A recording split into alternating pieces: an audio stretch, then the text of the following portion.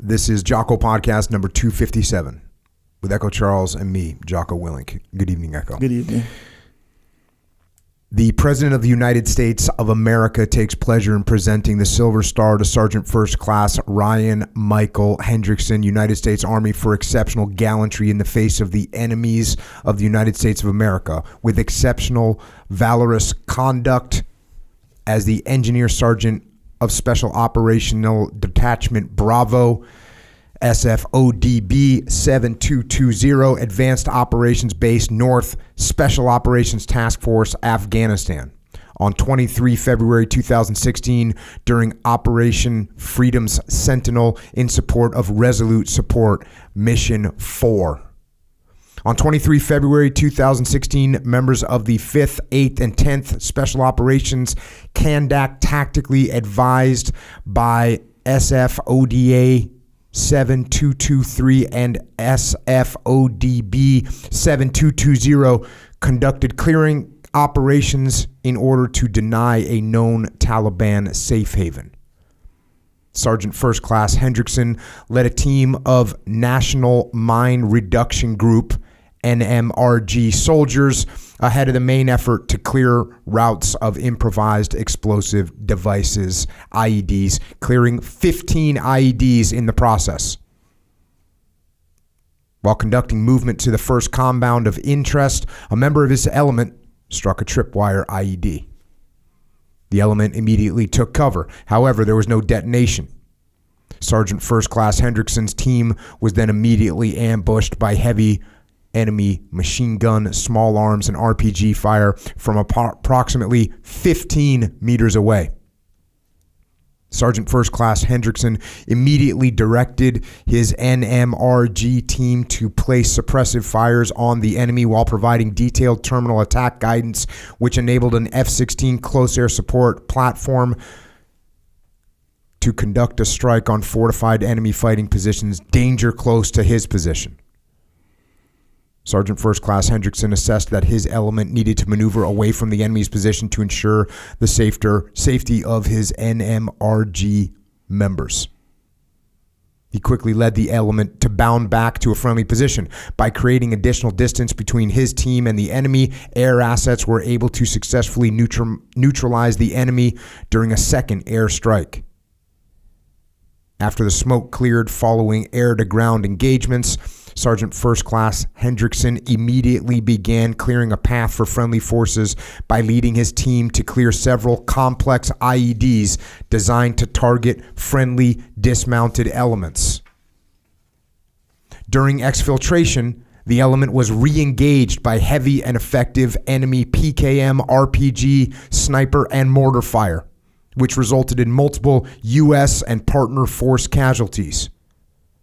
Sergeant First Class Hendrickson directed Afghan commandos who were pinned down and separated from the main element to maneuver to and gain cover behind his position.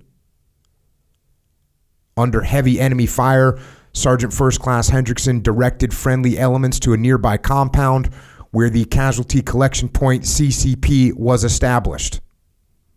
After conducting head count, Sergeant First Class Hendrickson realized that 2 partner force members were missing.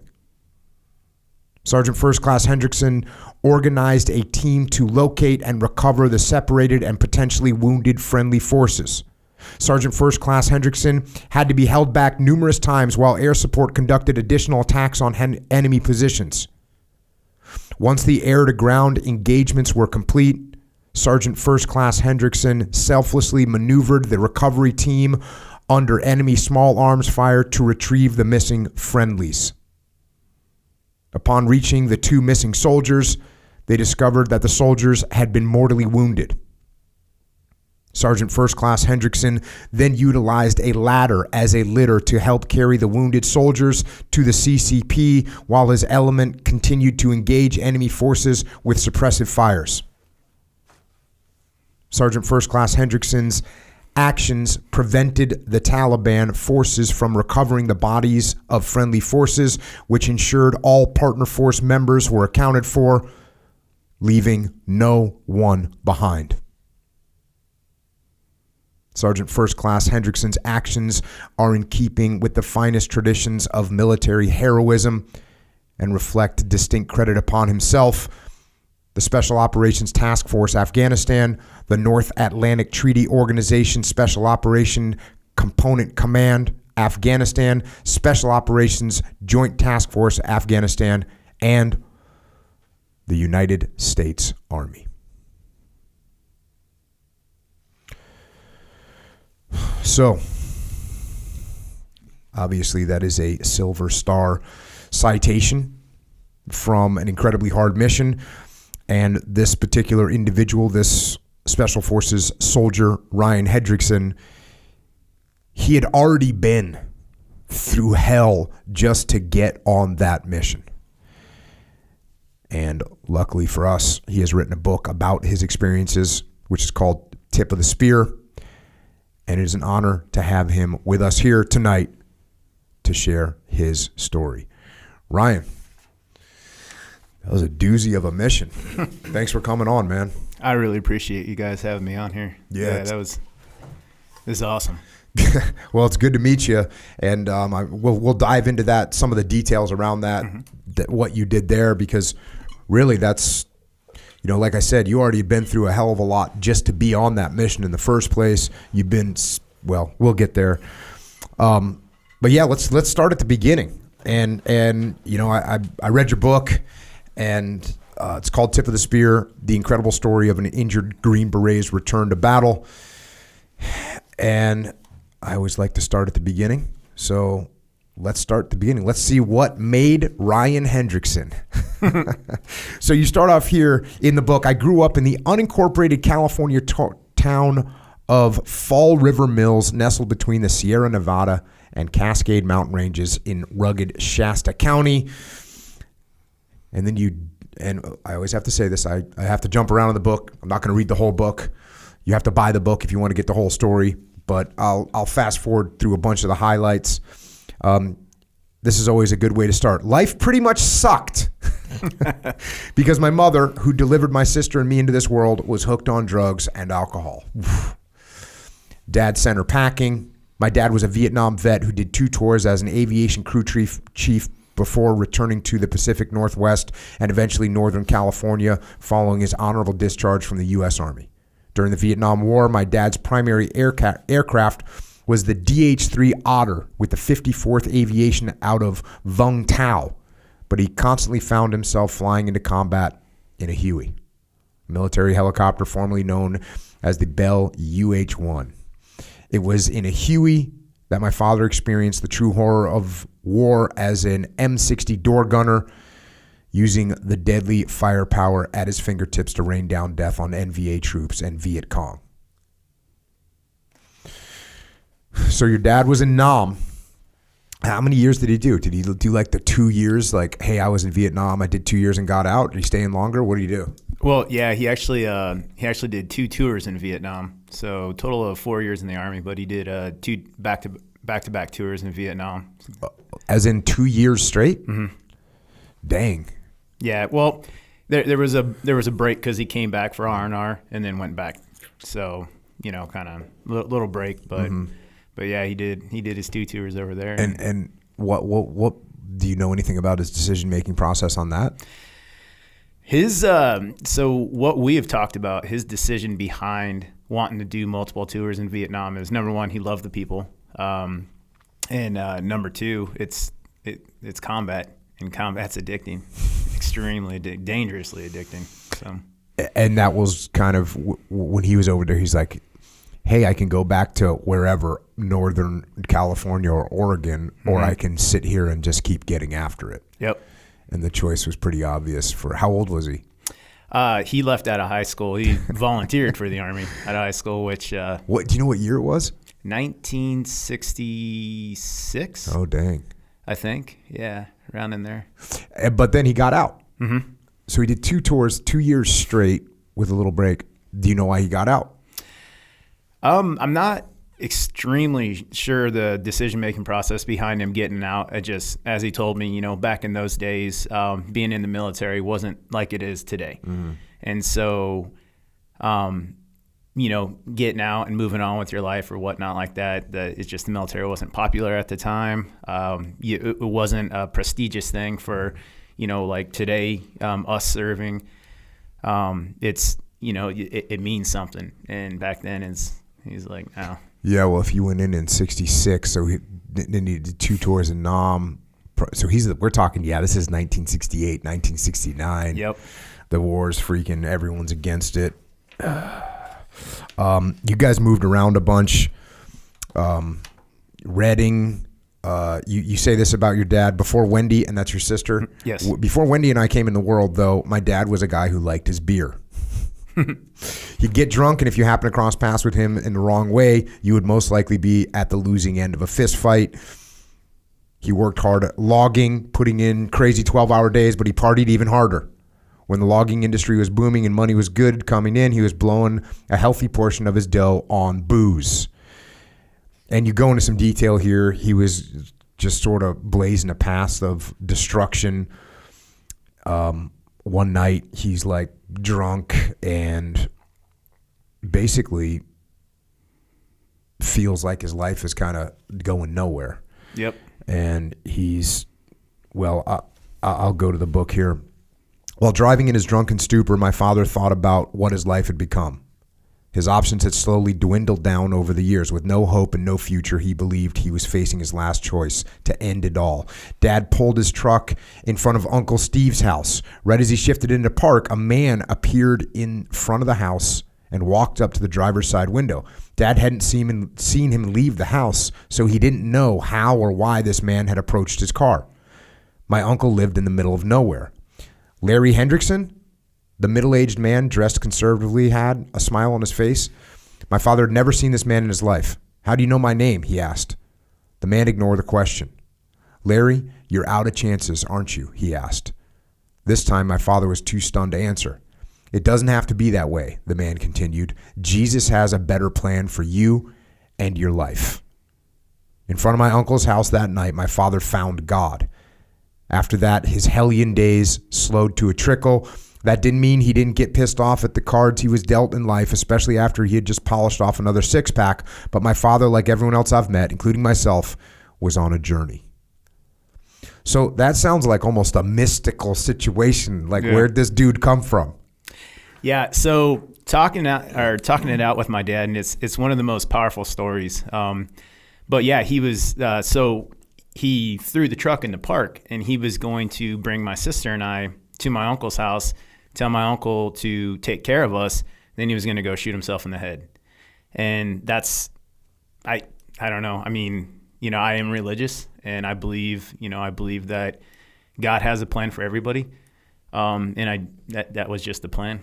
So. Did this guy, did we ever see this guy again? I don't think we ever did. I was young, but I don't think my dad ever did, no. Dang. Crazy. Yeah. So you guys move around for a while. You say we lived out in the woods in a house that had no running water due to damaged pipes and limited electricity, so the place was cheap. Your dad got hurt, and then he gets healed up, and you say it was clear that he couldn't even afford a home with running water or steady electricity. His only option was to have us move in with his mother, who lived in Colton, Oregon, 100 miles to the south. Colton was even smaller than Birkenfield, but my grandmother could help provide the necessities of life while my father got under his feet and attended a Bible college. He wanted to become a preacher. Fast forward a little bit. After my father got ordained as a preacher, his first pastorate was at a small church in Lincoln City on the central Oregon coast. He seemed happy, and we as a family were happy. Although we were still poor, it didn't matter much because life was good. My dad being a preacher didn't lift us out of poverty. Actually, just the opposite happened. We had to live in a tent for several months while we waited to move into the upstairs of the parsonage. Tent living wasn't bad, but it did get embarrassing when other kids saw our living conditions and teased me at school. All right, let's get down to brass tacks. How big of a tent was this tent? I would say Alaskan tent, Afghan Alaskan tent. And now I kind of feel bad about writing that in there because I've definitely lived in an Alaskan tent with about 15 other dudes. And so we actually had it pretty nice. Yeah. Right on. Well, that's a positive attitude, man. I like it. You continue on here. After the tiny church in Lincoln City couldn't afford to keep its doors open, we were forced to pack up and move again. This time we settled in the sleepy logging town of Lowell, Oregon, 20 miles southeast of Eugene and populated with 1,000 residents. My dad did his best to keep us in one spot until I could finish high school and move on with my life. I guess having 4 years in one place is why I say that Lowell is my hometown. I was always active as a kid, preferring to wander around the foothills of the Cascade Mountains or play sports rather than sitting on my butt watching movies or doing nothing. I'm sure I was hell for my dad to raise, but he instilled in me the idea that I should set the rules for my life, not let life set rules for me.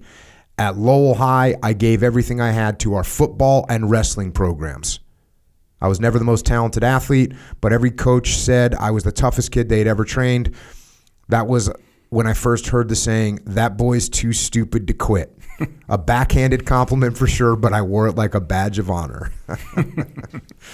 How good were you at wrestling?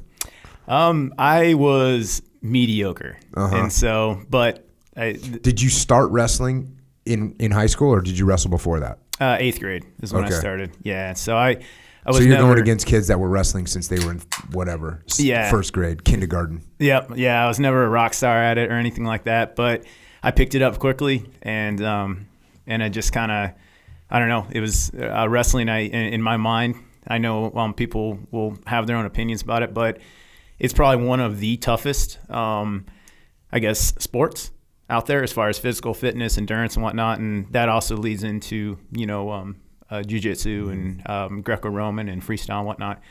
But it also, what it did for me was it kind of, I already had that work ethic, but it kind of you have to get tough or you're just going to get slaughtered on the mat. And that's embarrassing because I've had it happen before. What weight did you wrestle at?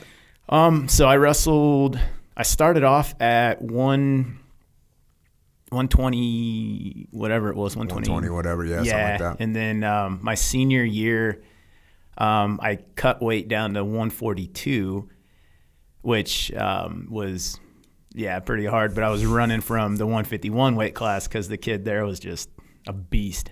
And so I cut weight down to 142, basically running from somebody. And went to state and then, did okay. Oh, okay. So, well, damn. If you went to state in Oregon, that's freaking legit. Yeah, it was during the Gutchess period and stuff like that. So we had a pretty – Oregon was nationally known for wrestling with, like the Gutchess brothers and whatnot like that. But that's awesome, man. Here's a little story. One day as we were kicking around my future, you're talking about your dad, he told me a story. There were two old men sitting on their porches staring out into the abyss. They didn't know each other, but they had one thing in common. They were waiting on death. I leaned in closer. Dad could always tell a good story, but this was different. He meant business. One old man was miserable. He had let life's chances pass him by, and now thoughts of opportunities long gone were replaced with haunted ideas of what could have been. The other old man was totally fulfilled by the life he had lived. He had done everything there was to do, and now he could sit back and relish his golden moments and wonderful memories because he had lived life to the fullest. So there you go, son. I wish I would have done this or that statements are a prison of misery for the mind. You want to go through life and be perfectly content with the life you've lived. You want to do everything there is to be done. Right or wrong, you do it and never regret a decision you made. This from a man who'd been off to war, fought for his life, seen the world, given life, taken life, loved, and had his heart broken. He had made mistakes, taken chances, and failed and succeeded many times. Good or bad, I can sit back and reminisce on my life and feel good about it, he said. When God tells me it's my time to go home, I will leave this earth fulfilled because I've done it all, and I want you to feel the same way. So let me leave you with this thought. What kind of old man do you want to be, son? Freaking good guidance from Pops. Yep. Yeah, that's that is pretty much, that guidance right there is pretty much led, half of the decisions I've made in my life, whether or not I look back and I'm like, wow, I can't believe I'm alive from that. Most of what he said right there is the reason why, I can look back and I'm like, wow, that was really dumb. Let's try this again. So, and that's sort of what made you guys start talking about you going in the military. Mm-hmm. I know you check with an Army recruiter. You didn't even think about the Navy. No, at first.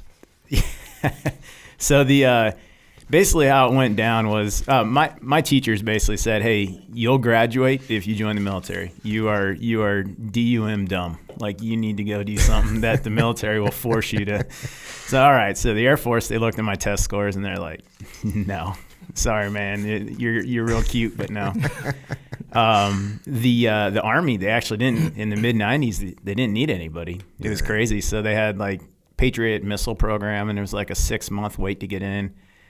And then the Marines came in, and that guy was so angry and mean. And I was like, man, you're scary. I don't want to be a Marine. You're scaring me. And then, so the Navy recruiter, I mean, he might as well have had on like a Hawaiian T-shirt or whatnot. But you want to be an F-14 Tomcat pilot like Tom Cruise? Like, yeah.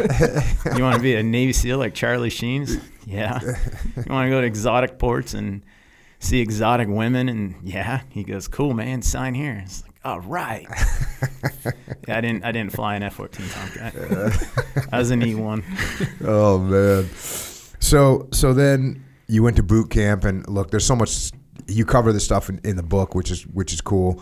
But I'm gonna jump past some of that stuff. You go on here. You finally get to see being on board a ship with 900 other sailors and Marines, all male in this deployment, was a major culture shock, and not for the faint of heart, especially for low enlisted sailors like me. Working 16-hour days and doing maintenance duties like keeping the deck department and equipment in good condition, loading and unloading cargo, shining brass, busting rust because of salt water, and painting bulkheads, walls, and passageways. The same battleship gray sucked. What little free time I had was spent in my coffin rack trying to get some much needed sleep. Tell us about a coffin rack. What's that all about?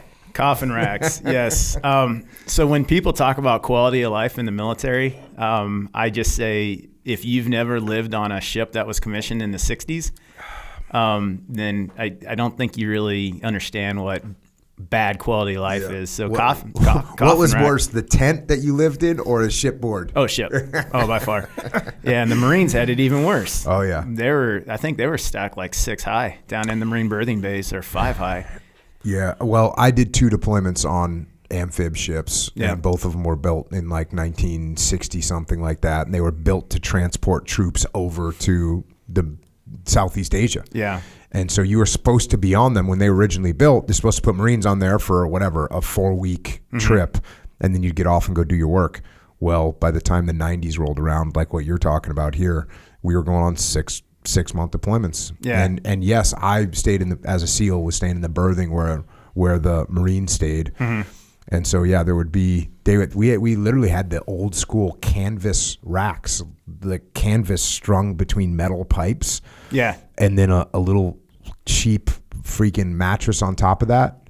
And yeah, it was just, and there'd be 4 or 5 high. I think usually we would kind of adjust our living space as SEALs. We'd kind of we'd do some work in there. Mm-hmm. So maybe it wouldn't be quite as bad, but get some. Coffin rack. Sorry, I cut you off. No, people don't understand, but your entire life. So I've done, I was on, the USS Shreveport, which was LPD 12 amphib boiler, super old.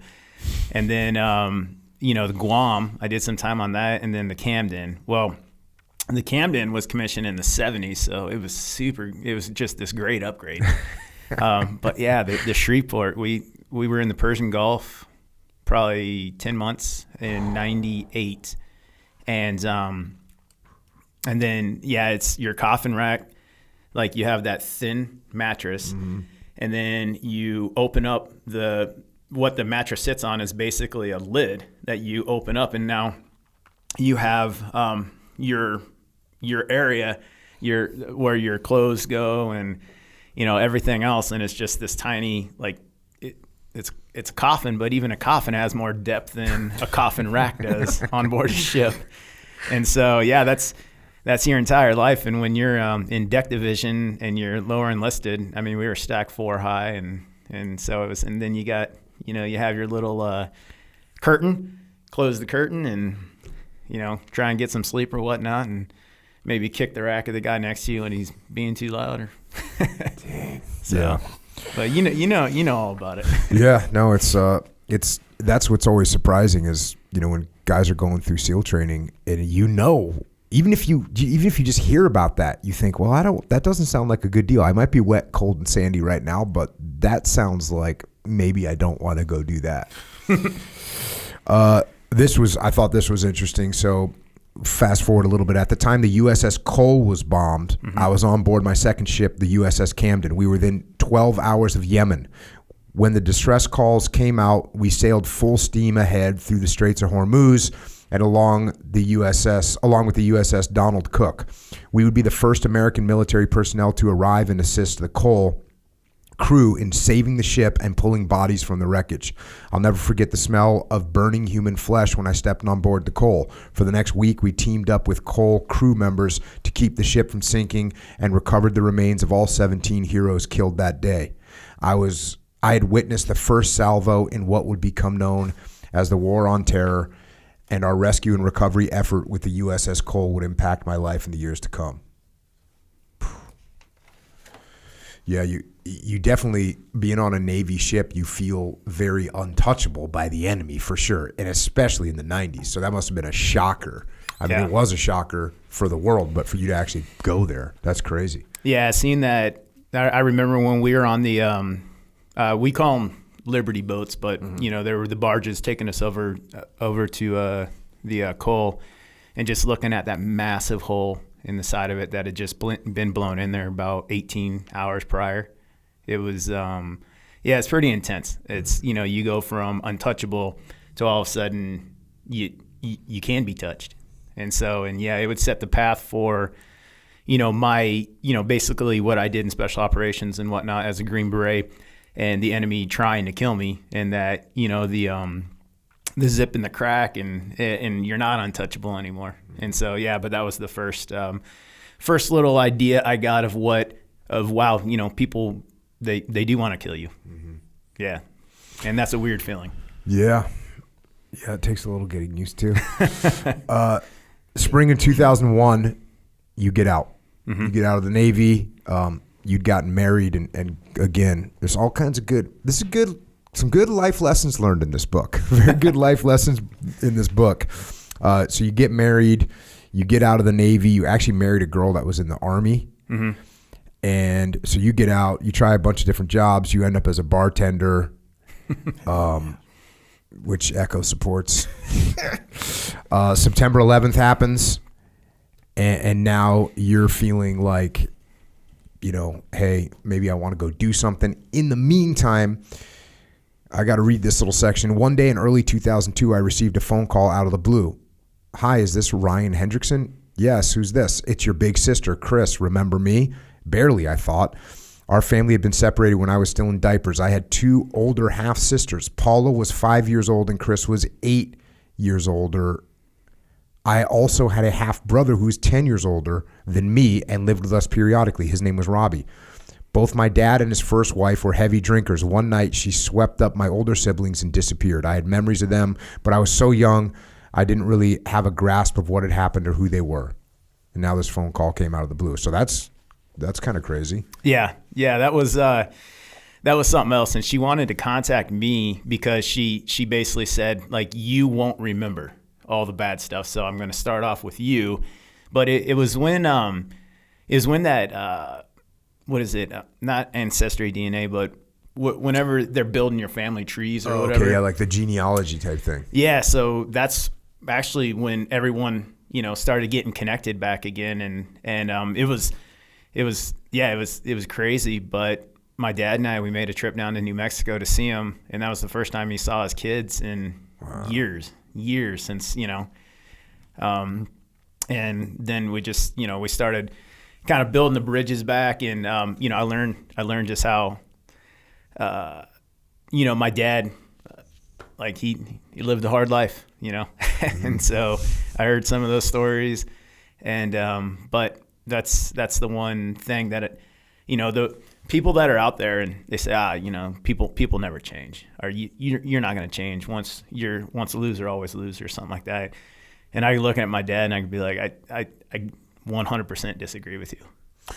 And you knew your dad as this guy that was kind of, on such a good path in life and was steering you in the right direction. And then your older half sister had stories that you almost seemed like a different. Yeah. She was talking about a different guy. Well, I remember she said, "Hey, have you talked to Dad lately?"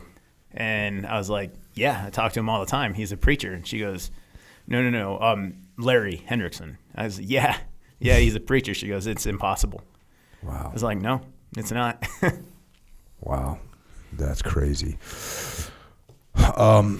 Now, during this time also, you stayed in the Navy Reserves, which means you were doing your one weekend a month or whatever. Mm-hmm. And then we go back to the book. Then an unexpected opportunity came up. As a naval reservist, I could attend basic underwater demolition school at Naval Special Warfare Training Complex in Coronado, California. BUDS is a 6-month-long training class. Was the first part of Navy SEAL training. So if I ever wanted to become a SEAL and member of the Naval Special Operations community, basic underwater demolition school is where I had to start. My wife, Sarah, knew that being part of special operations had always appealed to me. Now this opportunity was sitting right in front of me. I had undergone training as a rescue swimmer in the Navy, so I had assumed I had the swimming part down. When I was approved to attend the 6-month BUDS course, visions of becoming a SEAL danced in my head. I quickly found out how tough it was during the first phase of training, a pre-BUDS training course that lasted around 3 weeks. From there, I went on to phase 1, which consisted of 8 weeks of grueling exercise and conditioning, topped off by Hell Week. Typically, more than half the recruits wash out. Sheer fatigue and sleep deprivation cause every candidate to wonder what his limits are. The nonstop beating that our bodies took from some of the hardest training the military has, followed by long stretches of being cold, wet, and miserable with no time to recover, took its toll. When my body broke down from a leg injury and severe pneumonia, I was dropped after 3 months of training. I could have tried again after I recovered, but I couldn't bring myself to go through all that shit again. Yeah. So what was that like, going through BUDS or attending BUDS? Yeah, BUDS was I was class 242. I have to say we were a beatdown class. That's just my opinion. You know how they have the classes where some of them are, oh man, you guys got secured early from Hell Week or whatnot. And then next class is, man, you guys are a beatdown class or whatnot. Well, we had a beatdown class, and it was intense. Everything that they talk about it. The only thing I can tell any listener who wants to contemplate that route is do it, because it's an experience that you'll never forget. They will make sure you will never forget it. 100%. So. What was the worst part, you think, for you? Because, different guys, they dislike different things. Mm-hmm. What do you think was the worst part for you? For me, the worst part actually, once I got pneumonia, I couldn't breathe. And so when we were doing drown proofing and whatnot like that, my nose would just start, opening up. But I would have to say anything like on the water, fine. Under the water, I don't really like that. I'm not a very big fan of that. So when we'll go back to the book here. For the first time in my life, I experienced a major setback. Becoming part of an elite unit was something I wanted with every inch of my being, but I couldn't make the cut, which prompted a series of questions. Why did I fail? Why wasn't I good enough? How come my body broke down? Was I that weak? I had no answers, and I came up with every poor me excuse in the book. You'd think that for a guy who was raised the way I was, excuses would be the last thing on my mind, but they were my crutch. I slowly but steadily turned myself into a victim. If only I didn't grow up in a broken family. If only the world and everyone in it weren't against me. That just wasn't about BUDS, but me not making it through brought my buried demons to the surface. So even at this point, you don't make it through BUDS, and you kind of blame all these you know, hey, it's because I was raised this way. I had these, you know, my mom wasn't around, and you kind of make those excuses for yourself. Yeah, I buried myself in excuses, and it became very easy to do that. It's very easy to make somebody else the issue instead of looking deep inside and saying, hey man, just, you know, if everyone can make it, then it wouldn't be buds. And so instead of understanding that, you know, I took it was almost more entitlement than it was victim. Is like, well, this isn't fair. Why didn't I make the cut? And the thing is, I could have rolled back, but I don't know. How far did you make it? All the way up to the end of the first phase. So it was, it is basically, they wanted me to go back to day one of phase one. Mm-hmm. And I was just like, and, you know, I didn't have it in me. Mm-hmm. So, but yeah, it's, you know, it's one of those things I look back on, you know, and I don't ever regret anything, mm-hmm. but it is one of those things where I'm like, yeah, you kind of fucked that one up, you know? So. Yeah. Well, you know, when you say you had a beat down class more than other people, it's like, I'm going to tell you, the classes are beat down classes. Yeah, they are. They are beat down classes. You're going to get beat down. You know, I was over there a few months ago with one of my friends that still works over there. And, you know, he was like, there's whatever. There's like 100 helmets by the bell. Mm-hmm. And he goes, every single one of those guys is a stud that wanted to be. He didn't say every single, he's like, almost every single one of those guys is a total stud that showed up here thinking they were going to be a SEAL, and they rang that bell, man. And I go, it's crazy. He's like, it's crazy. That's the way it is. It's a crazy process. It's a crazy machine. Yep. So now you and Sarah, she's done in the Army. You're now out of the Navy, and well, here, we'll go to the book. Everything was perfect. So you go to Minnesota, and that's because that's where her family's from? Yeah. So you go to Minnesota. Everything was perfect except for one major problem. I could not overcome my immaturity and my sense of being a victim. When I refused to take responsibility for my actions, I drank, partied, and ran my marriage into the ground. I used whatever excuses I could find. So you're just on a bad path at this point. Yeah. It's I was on a years-long bender. Like, I don't think Guns N' Roses could have held up with me. Yeah. You get the idea that you should go back in the military.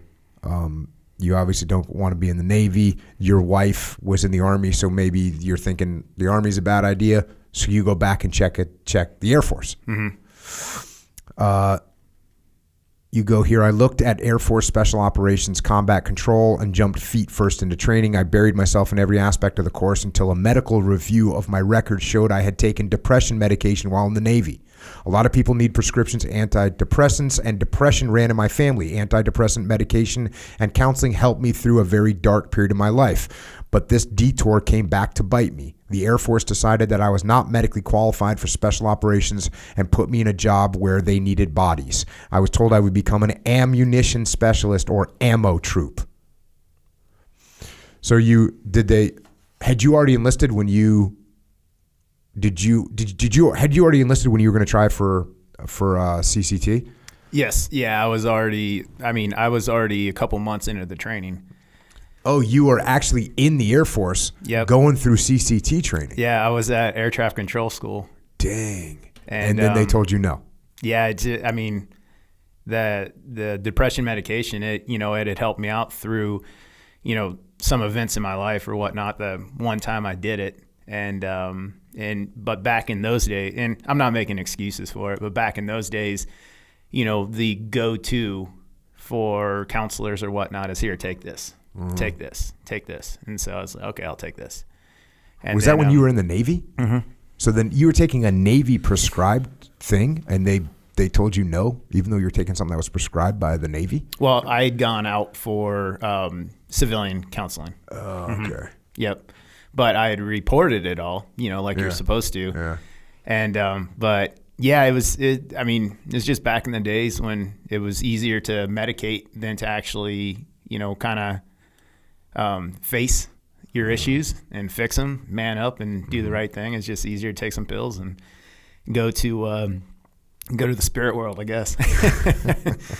But yeah, it came back and got me. So, but it's there's a path for everybody in life. And I firmly believe that, the way my life panned out, this is the path that was gonna happen way before I was ever born. I believe God had this path laid out, and I was gonna take some bumps and bruises along the way, some big ones, but now to the point where I'm at right now. I still make my mistakes. I'm a man, but I think I'm doing a lot better at building up people around me instead of tearing them down, like one of the destructive paths that I was on, in my life. So. Yeah, no, that's one of the best things about this whole story is when you look at something, you took some major, but right there, those two things, you didn't make it through BUD/S, and then you try for Air Force combat control and you don't get that either. Like those are two things that people that could be the last straw. One of those things could be the last straw. I mean, and you've already been through the hard childhood. So any of these things could be something that could completely derail someone's life, and yet you're sitting here. So, well, let's continue. Let's continue telling this story of your path. So you get stationed in Idaho. You're an ammo guy. You end up going on deployment to Qatar. While you're in Qatar, you're loading up aircraft that are going and dropping bombs. Oh yeah, they were Winchestered every night. They'd come back Winchester. What year was that? 2003. Okay. You get divorced. Now you go to Iraq in 2005. You're in Kirkuk, and you say this: Iraq was the first place I was exposed to U.S. Army Special Forces, the Green Berets. These bearded, shaggy-haired men seemed to play by their own rules. We would see them walking by, and later that night when the rest of us were hanging out after dinner, the stories of what we thought we knew about these guys would spill out. You end up in the gym one time, you're lifting, and a guy says, hey, can you spot me? And you look over, it's this Green Beret. His name is Johnny. Days later, he introduced me to guys on his team. One guy in particular, a dude named Gary, was in the Air Force before going into the Army. This got the wheels in my head turning. What if I tried to become a Green Beret? Could I do it? Do I have what it takes? My failure at BUD/S was never far from my mind when I contemplated my future. One thing was for sure. I did not want to be an old man sitting on my porch wondering about what might have been. So you go to Iraq. As you're when you get back from Iraq, you take some leave. You go to, dude, you freaking get after. You were talking earlier about like you not leaving any stone unturned. You do some serious traveling. You go to Vietnam. You go to Ho Chi Minh City in the Mekong Delta, and you got all really cool stories about all that stuff in here. You come back from that. You're in Idaho. And again, you're kind of drinking. You're not feeling like you're on the right path. You go on a trip to Europe. You end up going to Korea. Yeah. You end up going was that a 1-year deployment to Korea? Yes. And this is still an Air Force deployment. You're over there doing what an ammo specialist does. Yep, and playing rugby.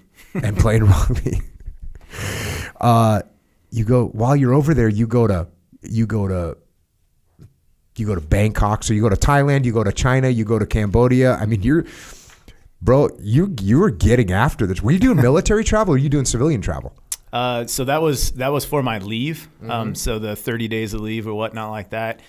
But yeah, so Vietnam, that was civilian. Backpacking around Europe, that was civilian. Everything was civilian traveled, and it was just trying to, I don't know.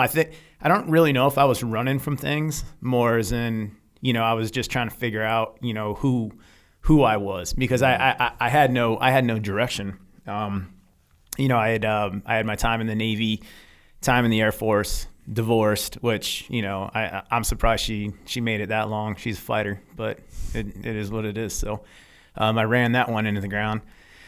And I think I just buried myself in everything that I could possibly do just to kind of like keep my mind off of the fact that, I was turning myself into a loser, basically, and it was becoming easier and easier to give up. And I had that, I had buds in the back of my head the entire time. And it just, I don't know, as I really had a come to Jesus moment when I started realizing that giving up was becoming almost natural, because I was the entitled victim. Everything was someone else's fault. In Korea, you end up with a girl named Jessica, which is not a real name, but you end up with a girl you call Jessica in here, and you're just partying and you're boozing, and you and Jessica are, this is like the couple that we all knew when they were, how old are you at this point? Early 20s. Yeah, so this is like, the couple that's fighting and yelling at each other, and then all of a sudden they're going to the club. It's just like, I can see that scene. Yep. And of course, you guys decide you need to get married. Yep. Which ends up in a pretty quick divorce. And at this point, you write this in the book. I needed a win. A big win. I was never the type to give up, but with 2 blown marriages, a failed attempt at becoming a Navy SEAL, and a feeling that I hadn't found my calling in life, I was just settling and letting life run me ragged. I needed to reset my failures with a major victory. That was when I decided that there would be no more losing. It was time to start winning again. At the time, the Air Force was overmanned in certain jobs, ammo being one of them. The Army had a shortage of soldiers in certain career fields, so the Air Force was offering a direct transfer to the Army. One thing my dad had told me years earlier kept nagging me: if you don't try, you'll never know, and if you never know, it's because you didn't try. The answer was clear. I wasn't going to live a life of regrets, even if the high risk of failure was there. After clearing my head, I decided to jump headfirst, eyes closed, into the unknown. That's, you want to talk about there being a plan. The fact that the Air Force was overmanned and the Army would just do a direct transfer. Yeah, it was insane, because I was going to the S1 or the personnel office, whatever, to update some stuff for promotion, and there was this poster on the wall, and it had this guy in 2 uniforms. Half of them was an Air Force uniform. The other half was, Class A's, Army. It said blue to green. And it all kind of fell within the same time frame as, I need a victory. I need something, because right now, I'm 100% heading down the path of that I probably won't be able to recover from if I keep, because everything's an excuse. Everything's everyone else's fault. And entitlement and victimization. And I still wasn't far enough down the path to where I couldn't recognize that I totally became a victim of life's, shitty circumstances. And so I was still able to see, like, all right, you need a victory. You need something. You got a whole lot of zeros going. You need a 1. You know what's weird is whenever I talk to vets and people, especially when people get out, I'm like, when you get out of the military, you need a new mission. You need to have something else to focus on. But what's weird about this is you were in the military, but the mission that you had, whatever that mission was, it wasn't bringing you the satisfaction. You didn't feel like it was what you should be doing. You knew that you had more to offer, and so you're traveling around. You're looking for the mission, and you just couldn't find it. And so then it's the same thing that happens when guys get out and they don't have a mission, and all of a sudden they just go down path of least resistance and a bottle, the pills, or whatever, and it ends up bad. You were still in while you were having that go on, and luckily they had this opportunity to go in the Army. Man. So you went to Army boot camp, and you talk about that in here. Was that a little bit of a gentleman's course? Have you heard the term gentleman's course before? I have, yeah. Okay. So was your boot camp like a gentleman's course? Which in the military, a gentleman's course is basically it's basically you're there to actually learn. It's not like this beat down thing. You're gonna actually learn stuff. You get treated like a human. You're not getting treated like a like a, new guy, piece of shit, whatever. You're getting treated well, and you're there to learn. That's a gentleman's course. For instance, I went to officer candidate school with all the other people coming out of college that go to officer candidate school. That's not a gentleman's course. Like, you go and you get all the full benefit of people yelling and screaming at you. But for warrant officers or limited duty officers in the Navy, they go to a gentleman's course where, hey, here's how you wear the uniform, and here's how you write these reports. It's like a nice transition. Yeah. Sounds like yours was somewhere in between. You kind of had to go to boot camp a little bit, but they were being cool to you? So, infantry basic was that there was two things that happened there. Number one, so I had done the prior service course that they had for us in New Mexico, which was supposed to suffice as, that was the phase 1 of infantry basic. Then you go to AIT. When you say infantry basic, is that boot camp? Straight up boot camp. So you went to a class in New Mexico. How long was that course? That was a month. And then... Okay, a normal Army boot camp is what, 12 weeks? Yeah, I think... So they gave you a little shortened course. Were they cool to you, or were they yelling and screaming? So New Mexico, they can't really yell and scream. They're a bunch of guard guys that were kind of... Which, no offense, I mean, definitely. But they were just there to check the boxes on us. So they're there to actually transition you. Okay, this is the way it works in the Army. Here's how you wear your uniform in the Army. These are the roles and responsibilities. So it was a gentleman's course. It was cool. Okay, that was. And then I get to Benning for infantry. And apparently I didn't get the memo that I was supposed to wait for AIT. So I started basic with everyone else. And so the drill instructor, he came up to me. He's, hey, man, you're not supposed to be here. And I basically told him, like, hey, I need this. I need something to bury, completely just focus everything I got on it, bury all of my efforts into a cause. And I loved it. Like, I loved it. And he's like, hey, you're going to have to play the game then. I was like, I'll play the game. I got nothing but time. So it was awesome. I loved it. And so I would think for a private going through, when I went through, they probably would say it was not a gentleman's course. But for me, going through basic, our infantry basic and whatnot like that, it was exactly what I needed at that point in time. Every day was awesome. And it just kept my mind off of everything that I just went through, everything. So, but it still didn't fix it. It just kept my mind off it. You end up, so you go through that infantry basic, you go through AIT, you go to airborne. Then you start the 18X, which is when you're going into special forces and you're not exactly sure which specialty you're going to get. They call it 18X.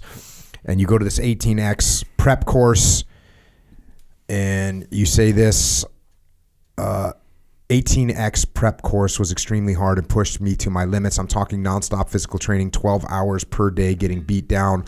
The intent of the prep program was not only to get a soldier ready mentally and physically for selection, but also to weed out the weak.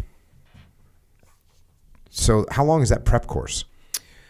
It depends, but our 18 X-ray, the prep course for selection, I think ours was a month, so 4 weeks. And then from prep course, you go to special forces selection. Yes. So prep course is literally just to get you ready, like hard PTs, and they're trying to get you in good physical shape to be ready for special forces selection. Yes, or to help you understand that this isn't really what you want, and so they don't blow a bunch of money training you. They can just send you over to the 82nd really quick. Got it. And move on with life. Got it. So now you get to special forces selection. I'm going to go to the book. This was do or die time. An 18-day gut check to pull out all the stops. There was no way I would accept failure because I didn't think I could handle another fuck up in my life. This was most likely my only chance, and I was going to make it happen. Everything that I'd been through, all the hard work I'd put in, everything led up to this point, selection. As soon as we stepped off the buses at Camp McCall, it was game on. We started with the usual Army PT test, a readiness assessment, also known as the Army Physical Fitness Test. To my surprise, some soldiers showed up for a shot to be the best, failed the first PT test, and were gone on day 0. Fast forward a little bit. Time was flying by for me, and I was killing it, regardless of whether it was a 10-mile run along sandy backwoods roads, a 10K rucksack march with 60 pounds on my back, a 12-mile land navigation course, rifle PT, log PT with telephone poles, or the dreaded Team Week events that broke the will of most of the trainees. I was speeding through. As excruciating as everything was, I was amazed at how well I was doing. The 18X prep course lived up to his name. So you're kind of getting after it, doing good. Yeah. We were constantly on the move, 18 to 20 hours a day, whether it was a ball buster PT session or hustling from one event to the other. Shut-eye came in snatches, and meals were always on the go. Not getting enough food for the number of calories I was burning took its toll after the first week, but I didn't care. While the lack of calories depleted my energy and strength, that, combined with my lack of sleep, was all part of the mentally and physically breaking down a trainee.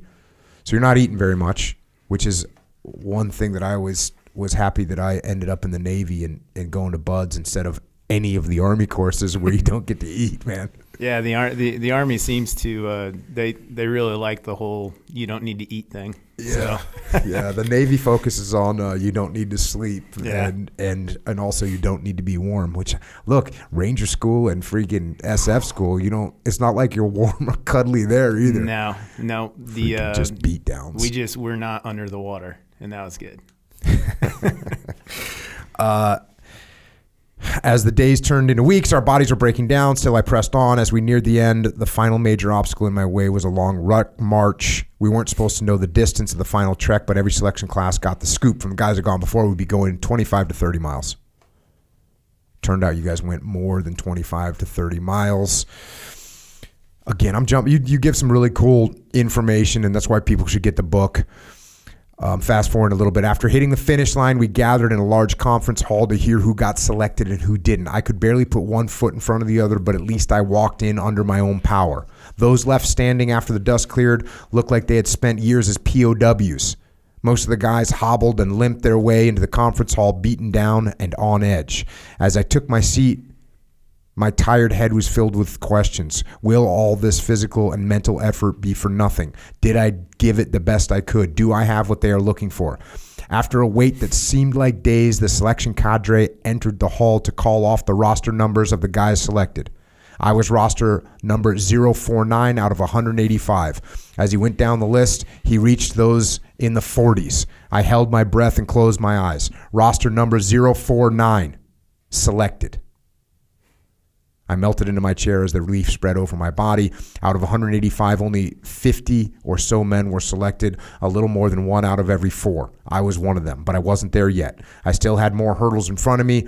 Out of the 50 of us who would advance to the qualification course, less than half would become Green Berets. Those concerns didn't matter to me at that point. However, for now, I savored my accomplishment. I was on my way. So you do this freaking all this training of selection. How long is selection? 18 days? Yeah, it varies. There's some 3-week selections and whatnot, but yeah, I had an 18-day selection. And then even if you pass everything, you can still just not get selected. Yes, there was a lot of those guys who they said, hey, thank you for coming out. You're just not what we're looking for. Good luck. Damn. Mm-hmm. So you're sitting in there with your freaking fingers crossed. Yeah. Dang. Yep. Do you have any idea what they're like? What is the kind of thing where they're saying, "Hey, this guy's not for us"? So because I would be pissed. Yeah, some of the lessons that I've learned, and some of the things that I think make a good operator, regardless of what special operations unit you're with, is a guy who's always looking for work. You're never stagnant. Look for work. A guy who's always willing to carry the heaviest shit. Look for work, carry heavy stuff, and then the guy who he just, regardless of how bad it hurts, smile, because you're making memories that you can never recreate it ever. So look for work, carry heavy stuff, and smile. Yeah, that's very good advice. We used to tell guys, especially when I was running training, that was one of the things we tell guys is look for work, even in a tactical sense. Like, hey, you're sitting there with your weapon pointed down at the ground. Bro, look for work. Go find something to cover. Go find something, hold security somewhere. Yep. Look for work. Make something happen. And that's right in there. I mean, that's almost the same thing as carry heavy shit. Yeah. Yep. Don't be the guy that's trying to shirk that. Yep. If the 240's on the ground and everyone's moving to a different weapon system, grab the 240. Because I can promise you one thing, it will not be the heaviest thing you'll carry in combat. Training can't touch a combat load. Yeah, no doubt. So from there, you go to the Q course, and I guess en route to Q course, or part of the Q course is like a whole bunch of things racked up together, right? Yes. Is that right? So you do SEER school, you do CRC school, you go to language school, which you did Spanish. Yes. And well, this was kind of funny. You're like, before selection, I was given a language aptitude test. My score determined the difficulty of the language I would learn. Well, let's just say that Ryan Hendrickson's test results were modest at best, and I would not be learning Arabic or Mandarin Chinese. Oh, no. No. So, and you also said this, you would joke with your friends while you're taking Spanish, I can barely speak American, let alone Mexican. Yeah. Yeah, our teacher did not like that. So then you go to Robin Sage, and Robin Sage is this famous Green Beret exercise that you do at the end of the Q course. Over a period of 3 weeks, we would plan, infiltrate, advise, and assist a resistance movement that on some level backed the United States and was seeking to defeat the occupying repressive forces in Pineland, which is a made-up place in western North Carolina. This would be by far the most realistic military exercise to prepare men for what we would actually encounter while deployed. When times were hard and I needed to pull strength from somewhere, anywhere, I would see someone in the course who I thought had no business being there. Someone who was riding the coattails of others, performing only when the spotlight was on him. I would pick these guys out and think, I'm not going anywhere if this guy is still here. I'm better than this shitbag, and I will outlast him no matter what. Then that guy would fail or quit, and I would target someone else I knew that I was better than. I would use their weaknesses to make me stronger. In a crazy way, I fed off their failures. Be bad, good, or indifferent, this was the mindset I used to keep pushing myself. For me, when people were quitting, I was always like, damn, what a loser. I guess I had a little bit of that. And there was a couple people that surprised me when they quit. There was one guy in my buds class that was like he had gone to buds before. He was an E5. He was probably like 25 or 26 years old, which seemed pretty freaking old to me and like mature, because I was still like not, And I'm thinking, oh, he's got this stuff off, and he would like give me advice, like, hey, you need to, when the instructors do this, and you need to keep this in mind. I was like, okay, it sounds good. And then in freaking first night of Hell Week, he quits, and I was like, what? Freaking. What's your problem? But the same thing. I was kind of like, all right, well, I'm definitely not quitting this freaking loser. So then for 84 weeks, that's 20 months from start to finish, my tired and broken body performed at levels I didn't think were possible. I pushed myself to my limits, and through to the end, life had dealt me some major blows, and no one knew better than me that I dug a hole for myself that was damn near impossible to get out of. Despite how much I had fucked things up, I had pulled myself out of the pit, started something, and seen it through it to the end, leaving nothing behind. I'd given this everything, and I had succeeded. Now I was a Green Beret, ready to write the next chapter of my life. Damn. That's already like one full book right there. Just needed one victory. Yeah. That's it. Damn. And I like what you said earlier. You were talking about your dad being like able to turn himself around, and that's the same. It's the same story for you too. Yep. You're going from a horrible spot where you've racked up some failures, and then you just get it together, get focused, and you win. You start winning. Fast forward a little bit. Okay, here's the Sergeant Major talking. You're checking in. Okay, you're the new 18 Charlie I've been waiting for. I'm assigning you to ODA 7215. I knew the 7 stood for 7th Special Forces, the 2 for 2nd Battalion, the 1 for Alpha Company, and the 5 for 5th Team in the company. I knew my job as an 18 Charlie. Well, talk about what an 18 Charlie is. So 18 Charlie is a demolition expert on an ODA, and we have the different MOSs like the 18 Bravo weapons expert, 18 Echo comms, Charlie demolitions, and also construction. But stateside, you are a special forces supply guy. It's really great. Is it technically engineering, right? Mm-hmm. Yep. So that's what the Charlie is. Yep. And then, the Fox Intel and, Team Sergeant Zulu and whatnot like that, and Delta Medical. Mm-hmm. So you say this, and this is a weird thing because you don't think, when you think engineers, you think building and constructing, and this happens in the Marine Corps too. Engineers becomes the people that handle IEDs. Mm-hmm. So I knew my job as an 18 Charlie wasn't for the faint of heart. While patrolling in enemy-held areas of Afghanistan, I would find myself up front, the tip of the spear, one might say, with 3 to 5 Afghan counterparts who specialized in counter-IED operations and were very good at finding them. We would be exposed to Taliban snipers or any run-of-the-mill dumbass wanting to take a shot at us. The worst part of being the man up front was that I would be the first soldier to encounter the IEDs. I'd rather be in a firefight with the Taliban any day of the week than deal with IEDs, which were a nasty but very effective way to fight a war. One of the more senior guys in the back corner spoke up. You got a lot to learn in a little bit of time. Sit down and listen, but most of all, keep your mouth shut, keep your eyes open. This will be a fire hose. And you do a good job in the book of talking about the team and checking into the team, and you're a new guy and you go through all that stuff. But we're going to skip through that, and people need to buy the book to get that information. I'm going straight to Afghanistan. You're heading toward an outpost. The outpost is called the Alamo, which is always a good sign. Yeah, not sure what happened there, but I don't think it ended up very well. So here you are. Oh, shit. Not only was I on my first mission as a Green Beret, but I was walking into a live combat situation because you guys had heard gunfire. This wasn't a video game. Real 7.62 caliber bullets would be flying. This caliber of bullet would easily rip a hole the size of a silver dollar through a man's torso and tear his internal organs to shreds. We wore body armor that gave some protection to our chest and upper backs, but when a bullet penetrated the chest cavity, 9 times out of 10, you were dead. I was driving the lead vehicle when our convoy arrived at the last stopping point, around 1,000 meters from the Alamo. A call came over to vehicle radio communications. All vehicles, stop.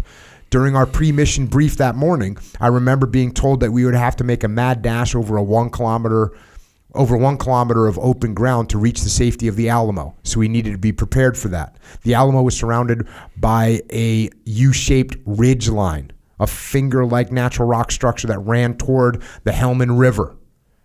Then the call came over the radio, all vehicles move. I hit the gas on my RG-33 mine-resistant vehicle and started covering ground. Within seconds, a Taliban machine gun crew started sending rounds our way. I heard pings from the bullets hitting our truck. Thank God the RG-33 was armored.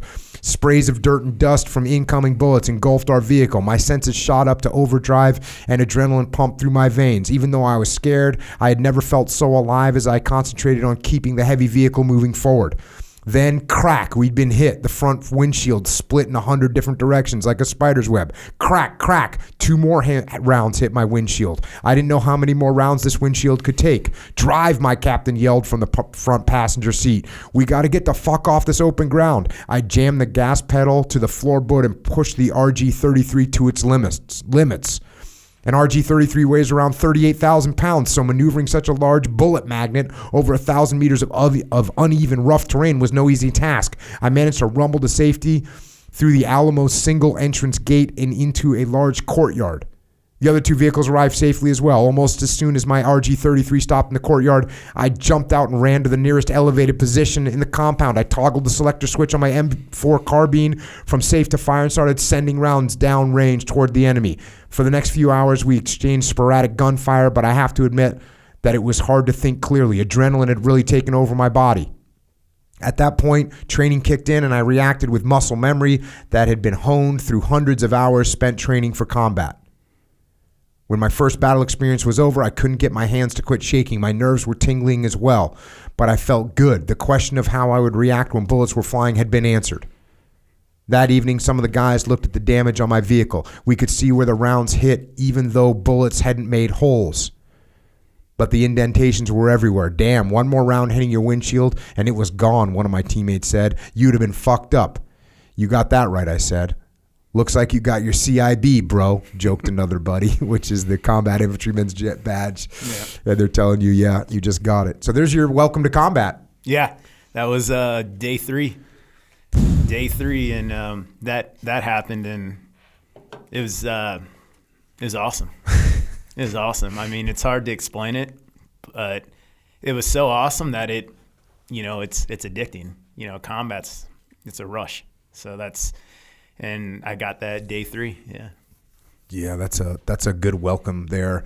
It's I remember the first time I went into, I don't know if it was an RG-33, if it was I think it was an RG-33. What was that? There was one other vehicle.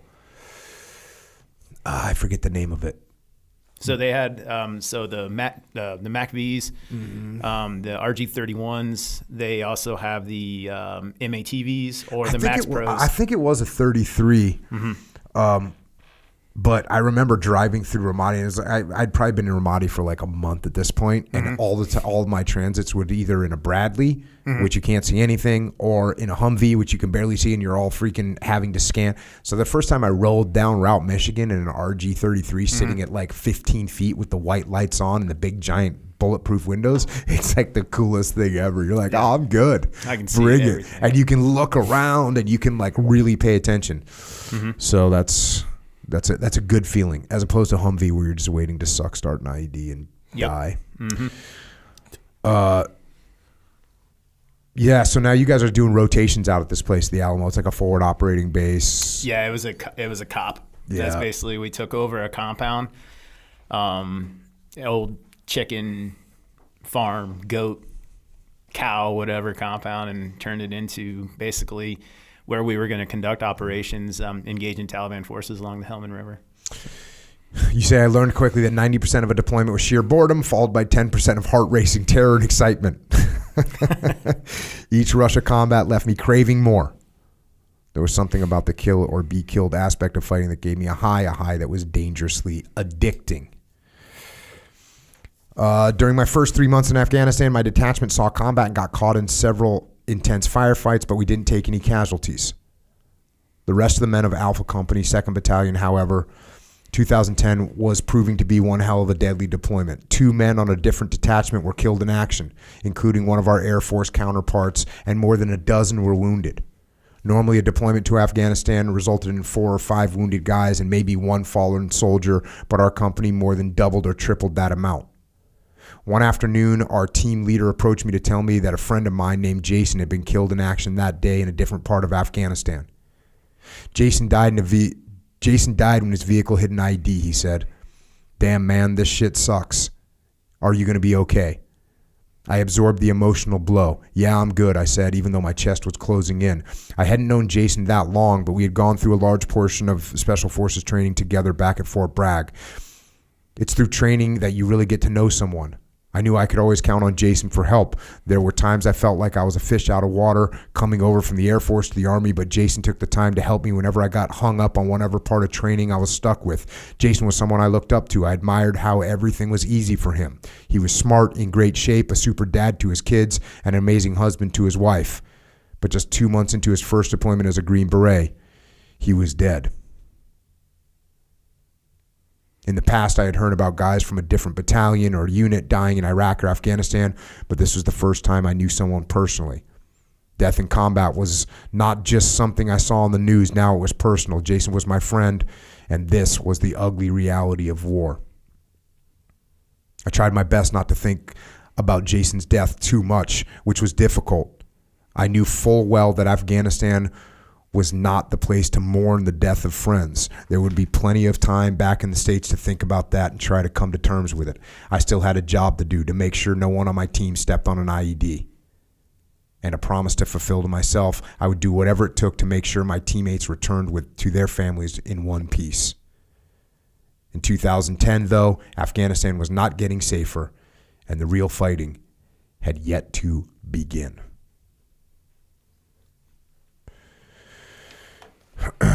How long had you guys been on deployment for at that point? So when Jason was killed, I think we both got in the country at the same time, and so that would be 2 months. And how long were your deployments at this point? They varied, but most of them were 9 months at that point. Mm-hmm. So. Mm-hmm. So you're only 2 months into a 9-month deployment. Mm-hmm.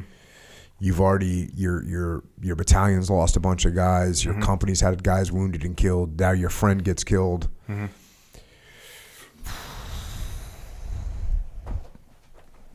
Going back to the book, when summer was coming to a close, my team, along with other ODAs from our company, was tasked with entering Chutu Valley. Did I say that right? Yep. From different locations and clearing out the Taliban to a central point, which would send the bastards running for the mountains. Working against us, however, was the fact that this was not a covert mission. Everyone up and down the valley knew we were coming, which gave the Taliban ample time to place IEDs and prepare for us. So you talk through some of the planning, and finally you guys go to execute this mission. The date was September 10th, 2010. Each of us was carrying different equipment for the mission. Besides my body armor and M4 rifle, I was toting a 60-pound assault pack on my back filled with ammunition, demolition material, food, water, extra batteries, and whatever else I would need for 3 days. My average fighting weight was 200 pounds, but with body armor, weapons, ammo, and my assault pack, I probably tipped the scales at 280. 280's being generous. Yeah.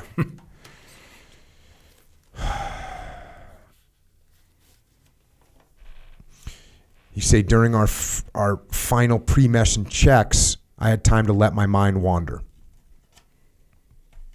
What will be out there waiting for us? Do they know we're coming? How hard will it be to find IEDs? How will I react when the bullets start flying? All these questions plagued my mind as I was watching the river flow in the light of the moon until it disappeared into the darkness. This seemed like a good moment to take out a small pad of paper from my assault pack and write a quick note for my family in case the worst happened. Dad, Wendy, Paula, Chris, and Robbie, I hope I made you proud. If you're reading this note, I did not make it. Death doesn't really scare me because I'm doing what I believe is right and just. I guess that's really all you can ask from a man. Death comes to everyone at some point in life, so there's no use fighting it. When it's your time, and there's nothing you can do about it. I believed I live as good a life as possible, and I'm asking you not to stay sad very long. Very soon you will be joining me in heaven, and we will again be together. I'll keep the beer cold for you all. I love you. Ryan.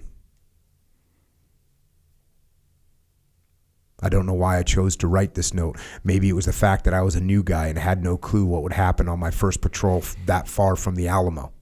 Maybe I had seen too many war movies and figured this was a good idea. Maybe deep down I really believed that this mission was destined to have a terrible outcome.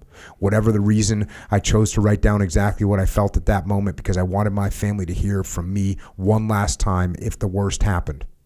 I folded the note, placed it in a Ziploc bag so it wouldn't get damaged if it got wet, and stuck it in my right arm front uniform pocket where, God willing, someone would find it and pass the letter along to my family. Did you have the proverbial bad feeling about this op? So, looking back now, and I remember, sitting there, and I got to thinking, everyone up and down the valley knew we were coming, and the first set of villages were deserted, and so, as you well know, super bad sign. To this day, I don't know why I decided to write that note. Again, it could just be too many war movies. I have no idea, but. Did you save it? I do. I got it at home. But yeah, it just seemed. Didn't you think you were jinxing yourself? So I do worry about that a little bit, but. Because I never wrote, I would get that with no, I'm not writing that. Nothing's going to happen to me. I'm good. I just had this, I don't know. I just had this weird feeling. Plus, being up in the front, it's kind of like, oh man, and I don't know. I just think getting caught up in all the emotion of everything, and you're amped up, you're ready to go, you're ready for the green light, and everything like that, and it's like, all right, let me bust this out, man, because I just really don't know. So yeah, it was very uncertain what we were walking into.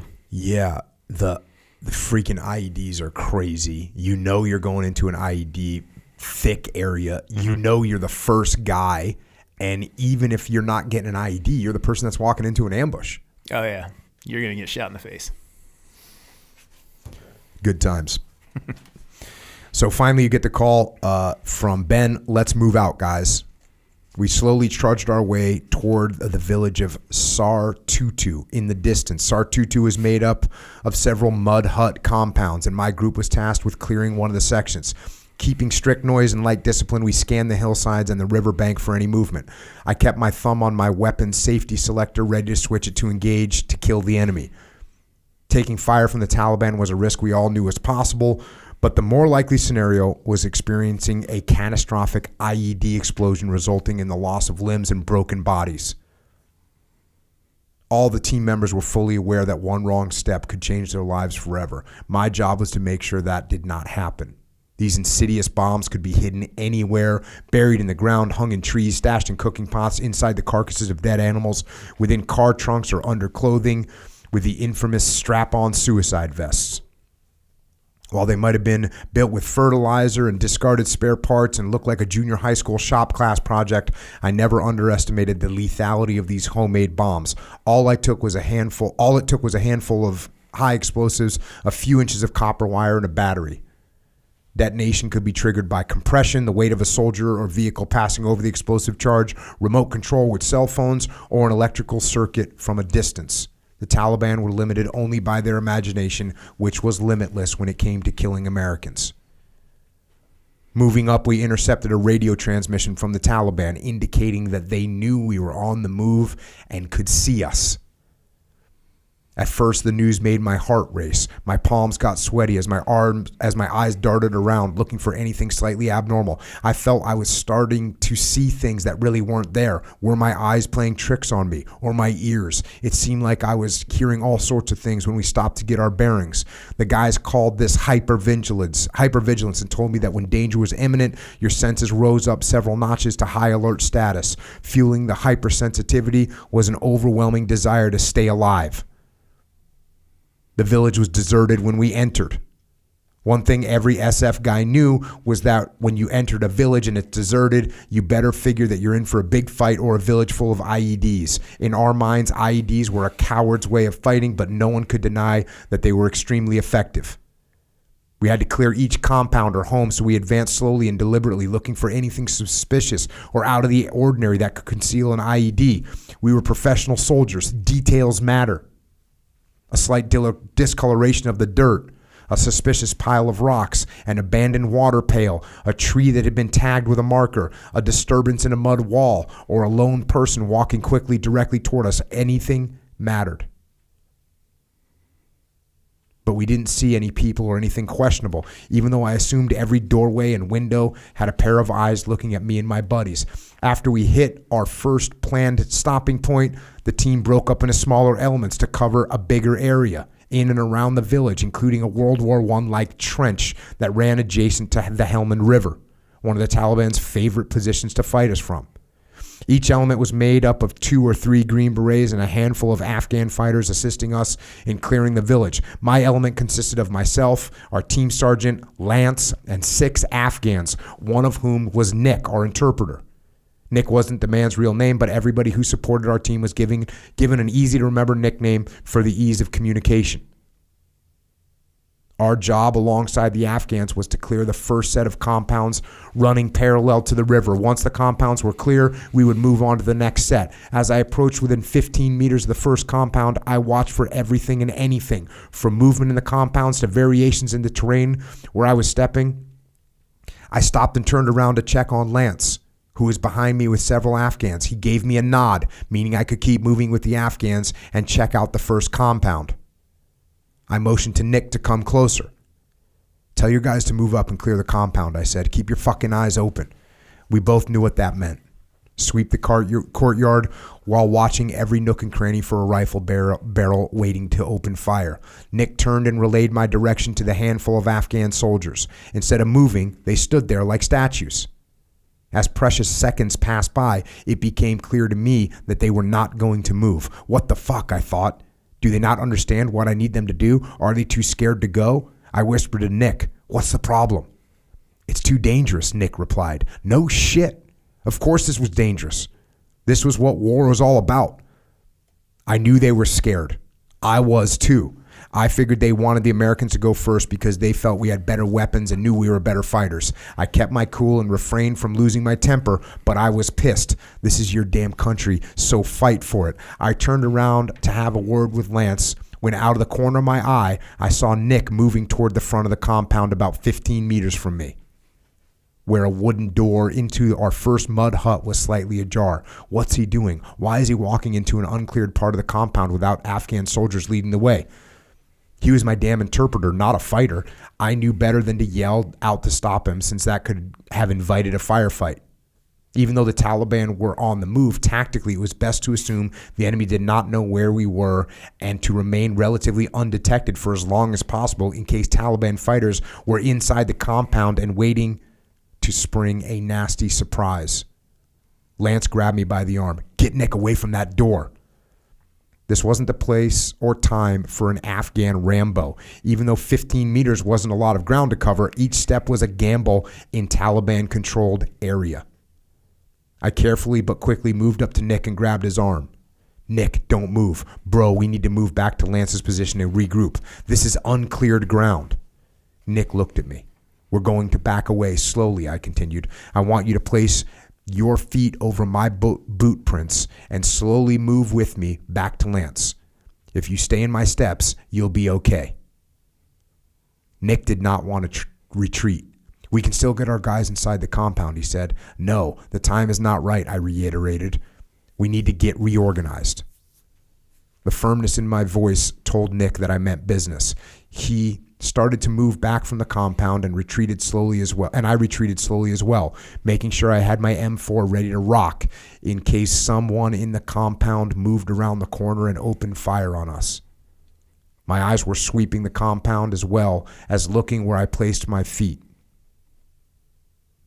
I took one slow step after another when, boom.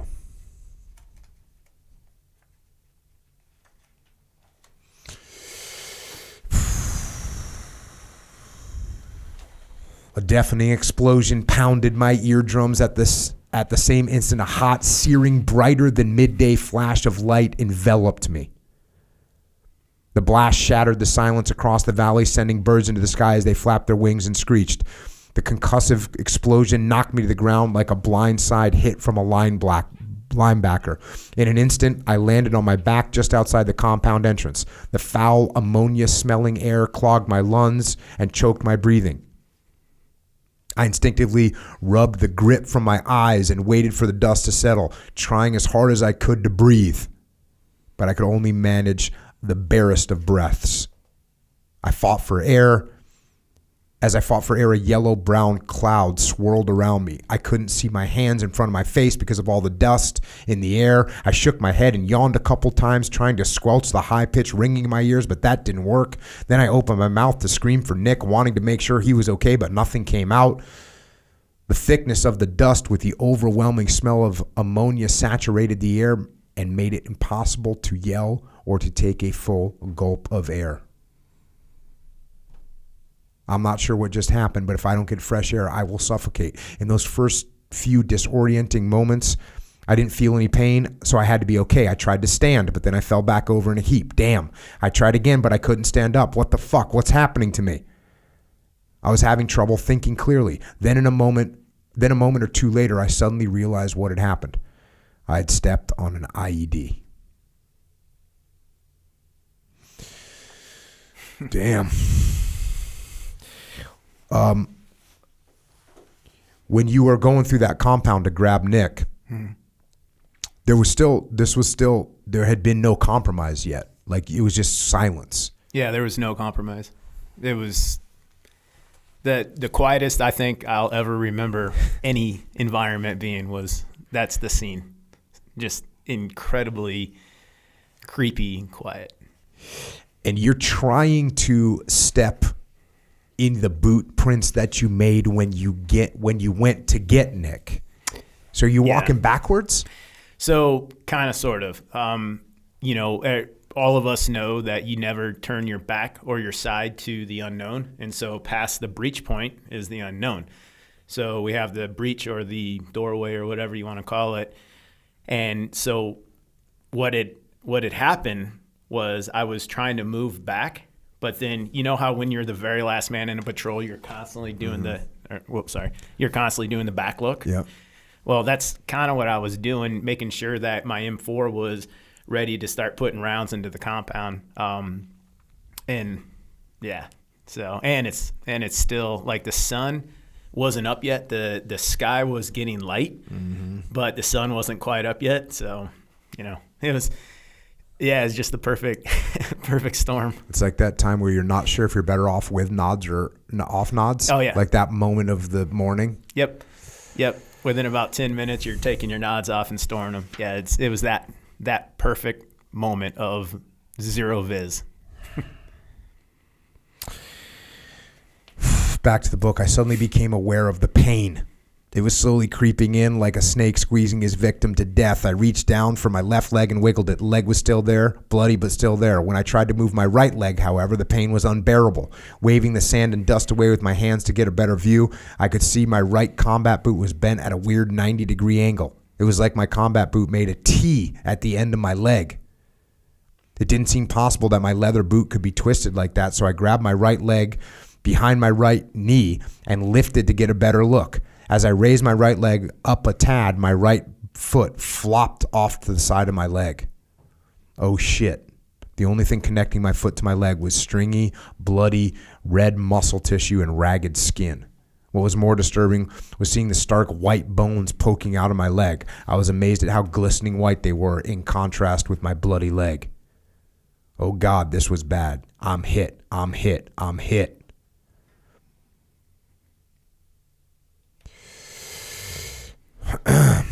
So what's crazy about these situations is when you're in these IED environments, no one can move. Like you can't just go, oh, my buddy's hurt, I'm going to go help him. That's the wrong move. You have to actually freeze and not move. Yep. Where there's one, there's five. Yeah. And you find out later that this was a little bit of not a full low order detonation, but there was probably 20 pounds and only like a third of the IED went off. Yep. Otherwise, you wouldn't be here right now. No, there would be. They could have put what was left of me in a plastic bag if the whole thing would have went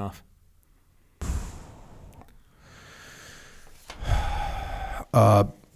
These guys, they do, and again, you do a great job describing the stuff in the book. I mean, there's one part where you say, I hear the team sergeant Lance yell, "Don't move, Ryan." And you yell back, "Where the fuck do you think I'm going?" Because you're sitting there wounded. Yeah. Yeah.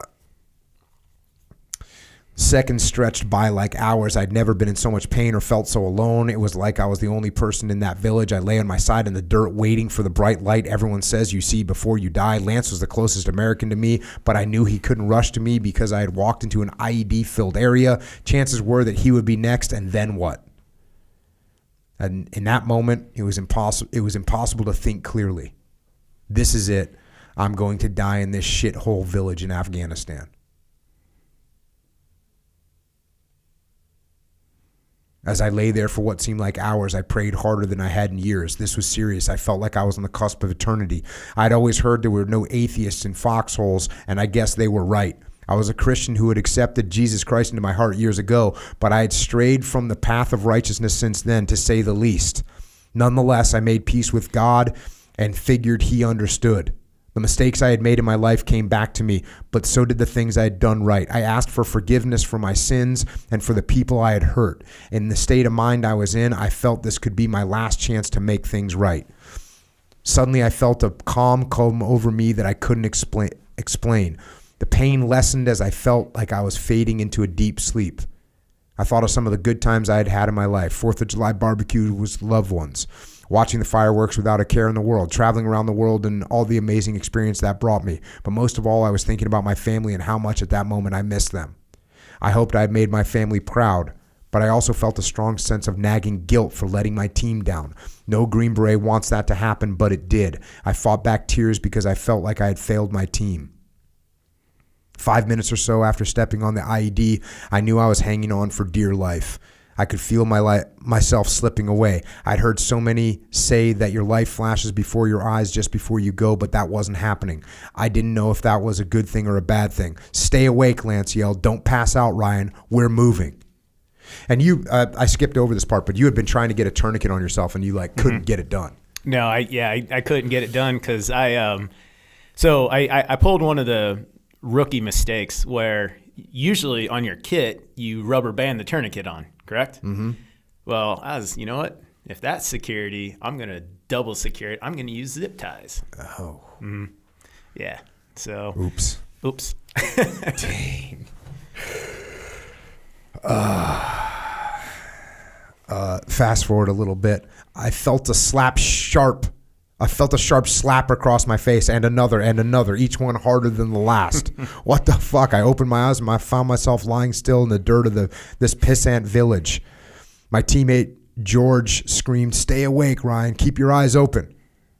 So he's just freaking slapping you, trying to. So is this all just blood loss? Blood loss, but I think more of it was shock. Mm-hmm. And I don't really understand how shock works, but I know it could kill you. Mm-hmm. And so there was some blood loss there, but it was, everything that had built up to, George slapping the crap out of me. That was, I think I dealt with a lot of shock, what was going on, because it's, stepped on an IED. Yeah. And then, dude, they give you some morphine and you get hives, so it turns out you're allergic to morphine? Yeah, it's not a good time to find out. Eventually, and again, you got to read the book, but eventually Kyle, who must be a hoss, lifts. Kyle couldn't move fast enough because he lifts you up. He's buddy carrying you. Kyle couldn't move fast enough because of his body armor and gear, along with 200-pound man over his shoulder. LZ was a long ways away, more than 500 meters. The team took turns carrying me while keeping security high. The Taliban knew I was hit because our Afghan interpreter monitoring their radio traffic could hear them celebrating and laughing about hitting me.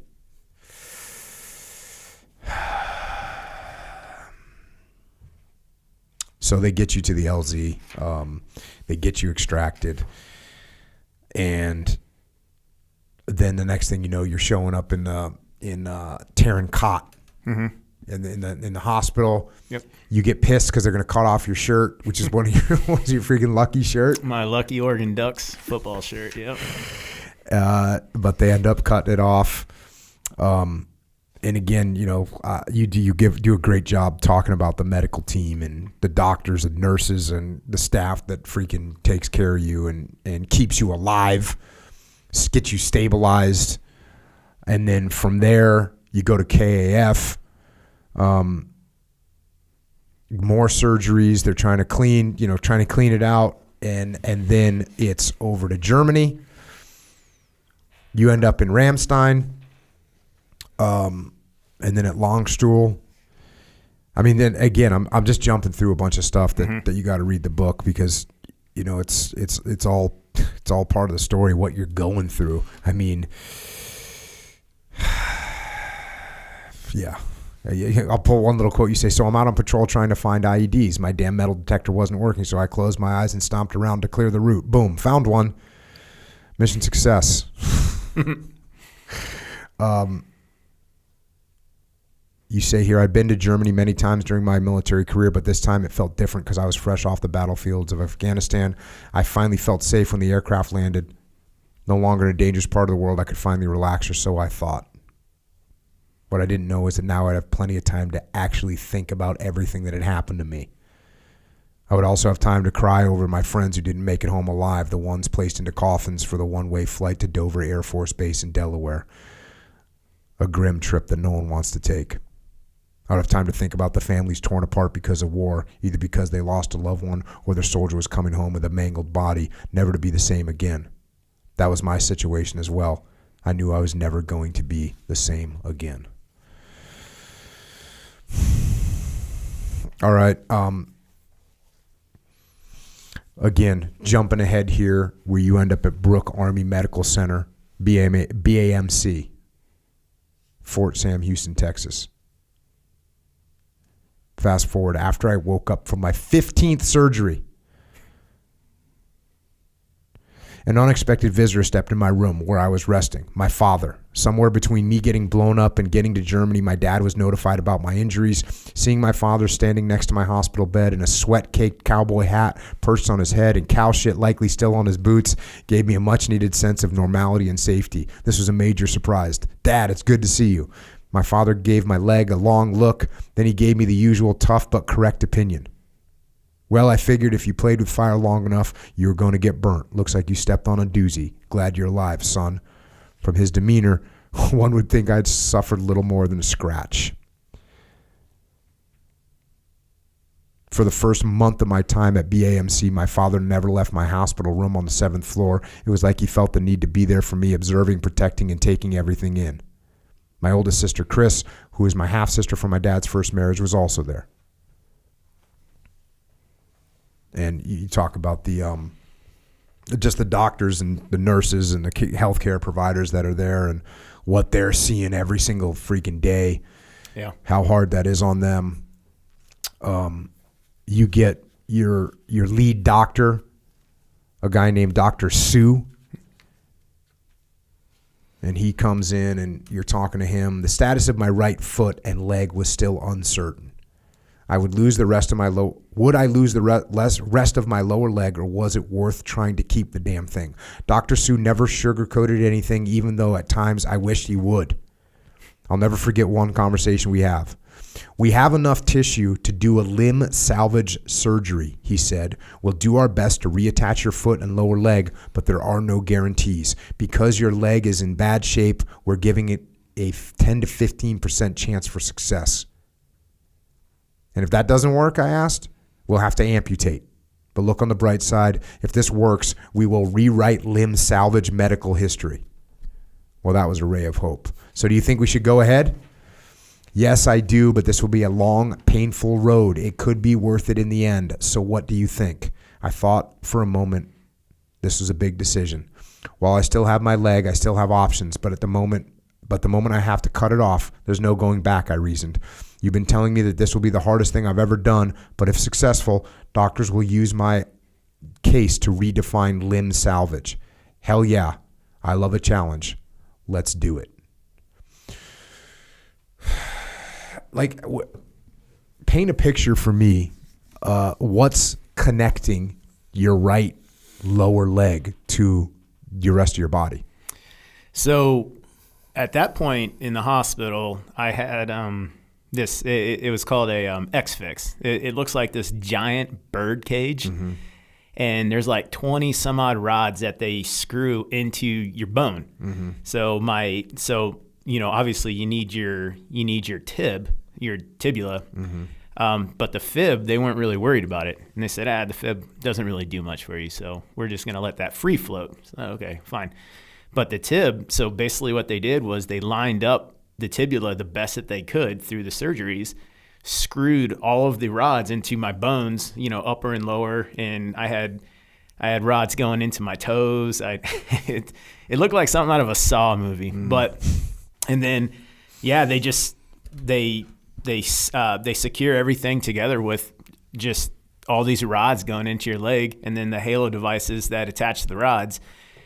And then the only way you can really grow bone is through friction and just beating the crap out of yourself in physical therapy and whatnot. So, I had about 2 inches-ish of tibia to grow back. And so I was about ready to do some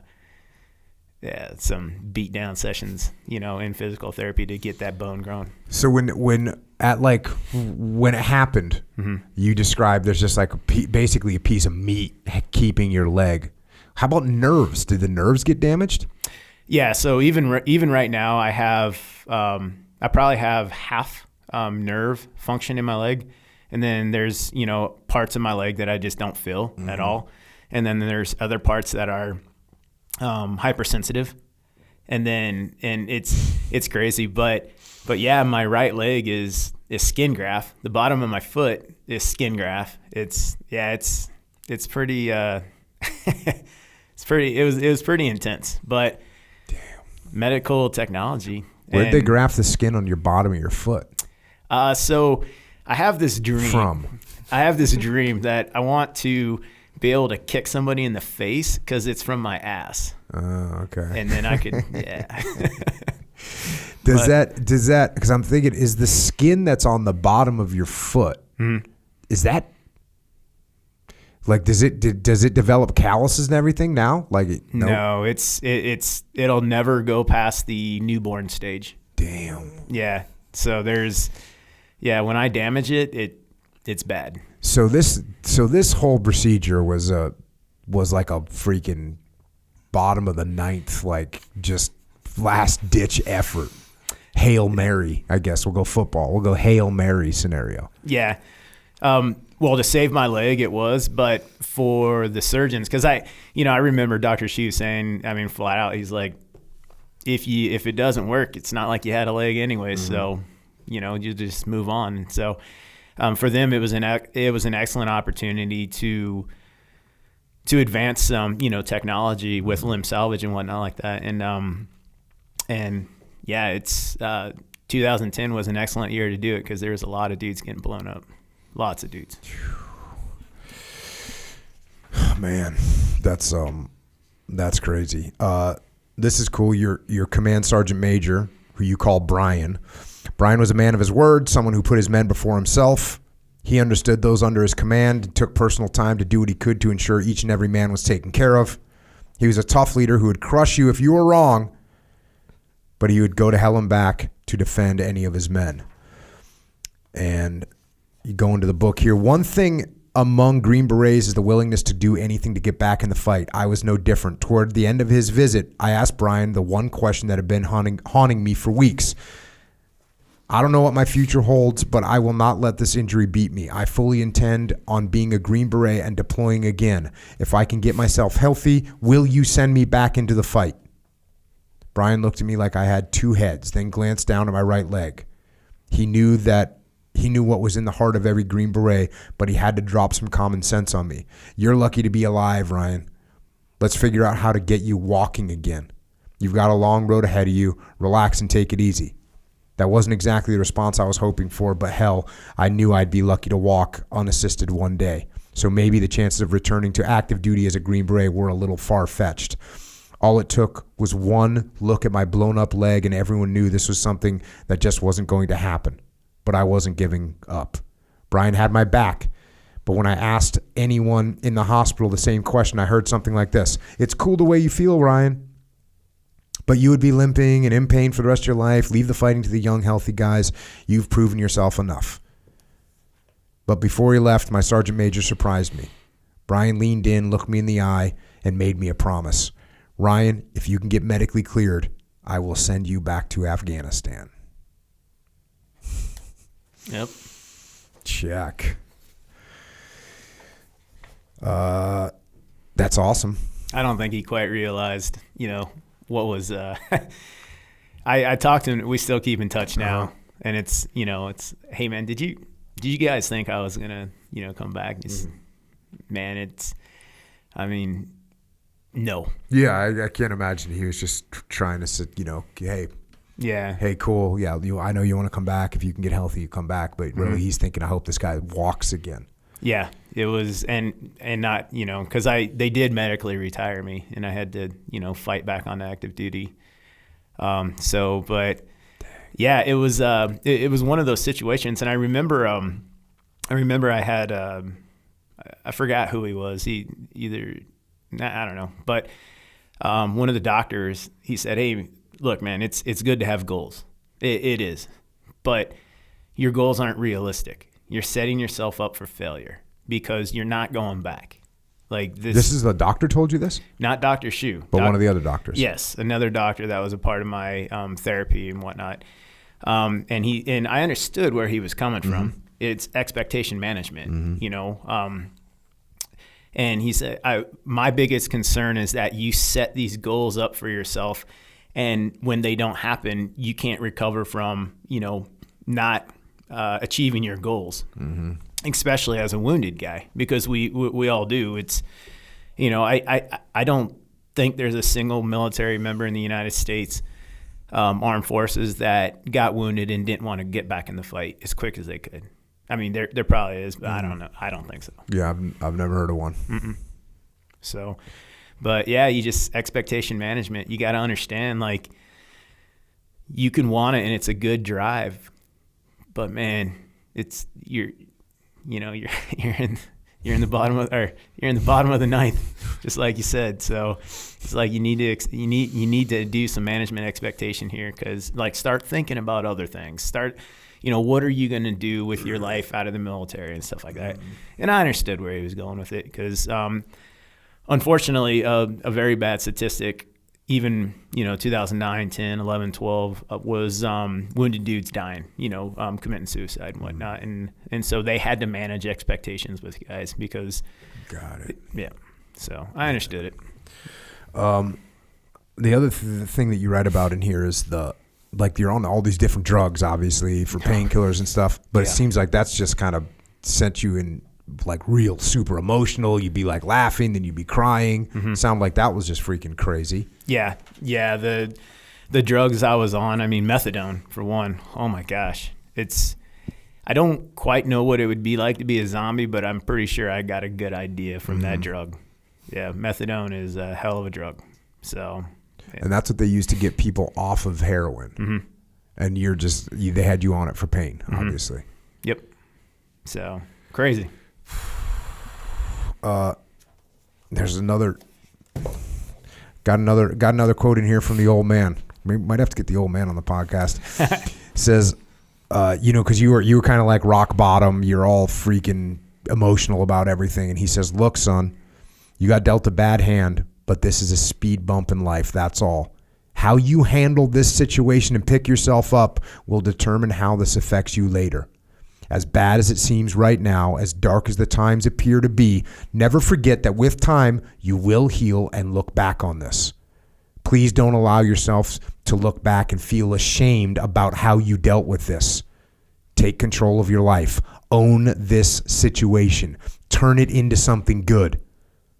Learn about yourself in a positive way, and I promise you, in the end, you will be a better man. Dad's pep talk meant the world to me. I lay in my hospital bed that night and vowed I would never become a victim of life's circumstances. I would use this situation to make myself even stronger. I would face my demons, which I had held close for many years, and defeat them. For years, I had used my difficult childhood as a crutch. After my father and mother divorced, Dad had married 2 more times and always seemed to find the bad ones. I did not trust women, or really anyone for that matter, which I blamed on my past. Before I became a Green Beret, I had 2 failed marriages and had left a path of destruction behind me. But I always found ways to rationalize my behavior. It was never my fault. I'm this way because I grew up poor. I'm this way because I had a shitty childhood. I'm this way because life's not fair. Everything was always someone or something else's fault. I did not have control over my life. Life controlled me. Even though my dad had raised me right, there were some things you just had to learn on your own, the hard way.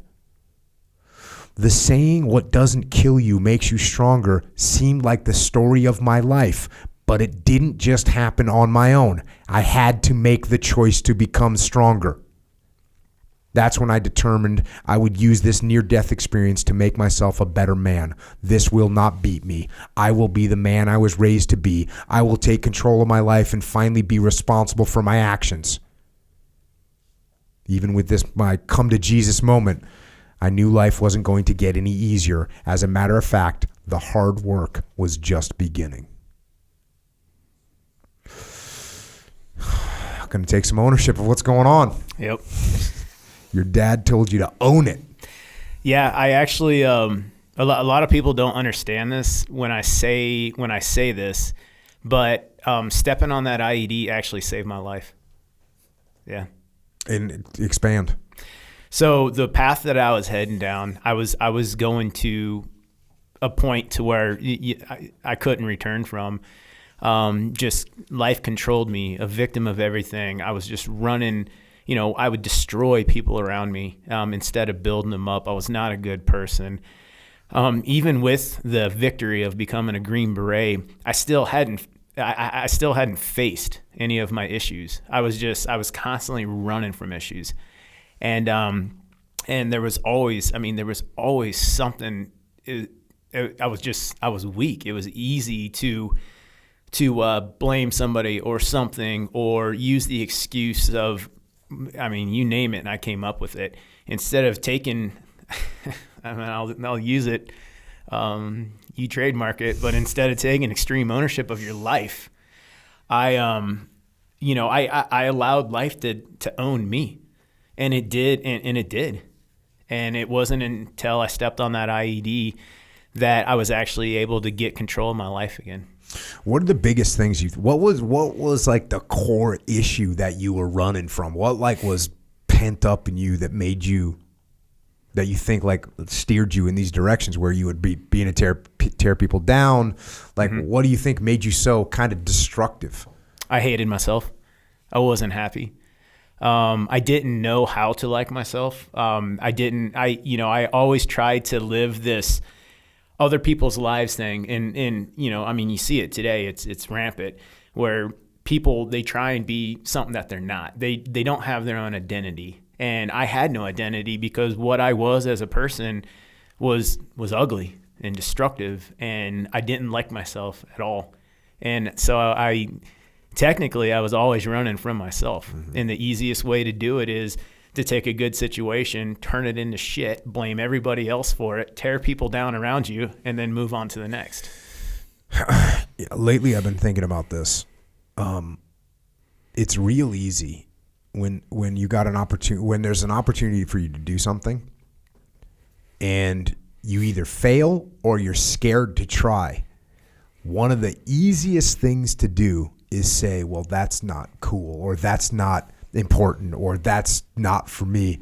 So it happens on every level, right? It happens on every level when, you're not great, you're not a great runner. Well, running, here's a classic example in the SEAL teams. Running, right? Just running, going for a run. And people that weren't good at running would be like, running breeds cowardice. Meaning, we're never going to run. Yeah. And it's a funny thing, but that's like a little bit of an example of what we do as people, of saying, school doesn't matter, right? When I was a kid, right? School's stupid. That was me all day long when I was going to high school. School doesn't matter. Yep. Why? Because I didn't want to try. I didn't want to put forth the effort. It's like, so therefore it doesn't matter. And it's something that we do all the time. And people do it with, hard work, like starting a business. Hey, I'm not into all that material stuff. When really they just don't want to work hard. Yeah. So they cut it down, and they actually will detract from people that are working hard. Mm-hmm. And you could say this about anything, right?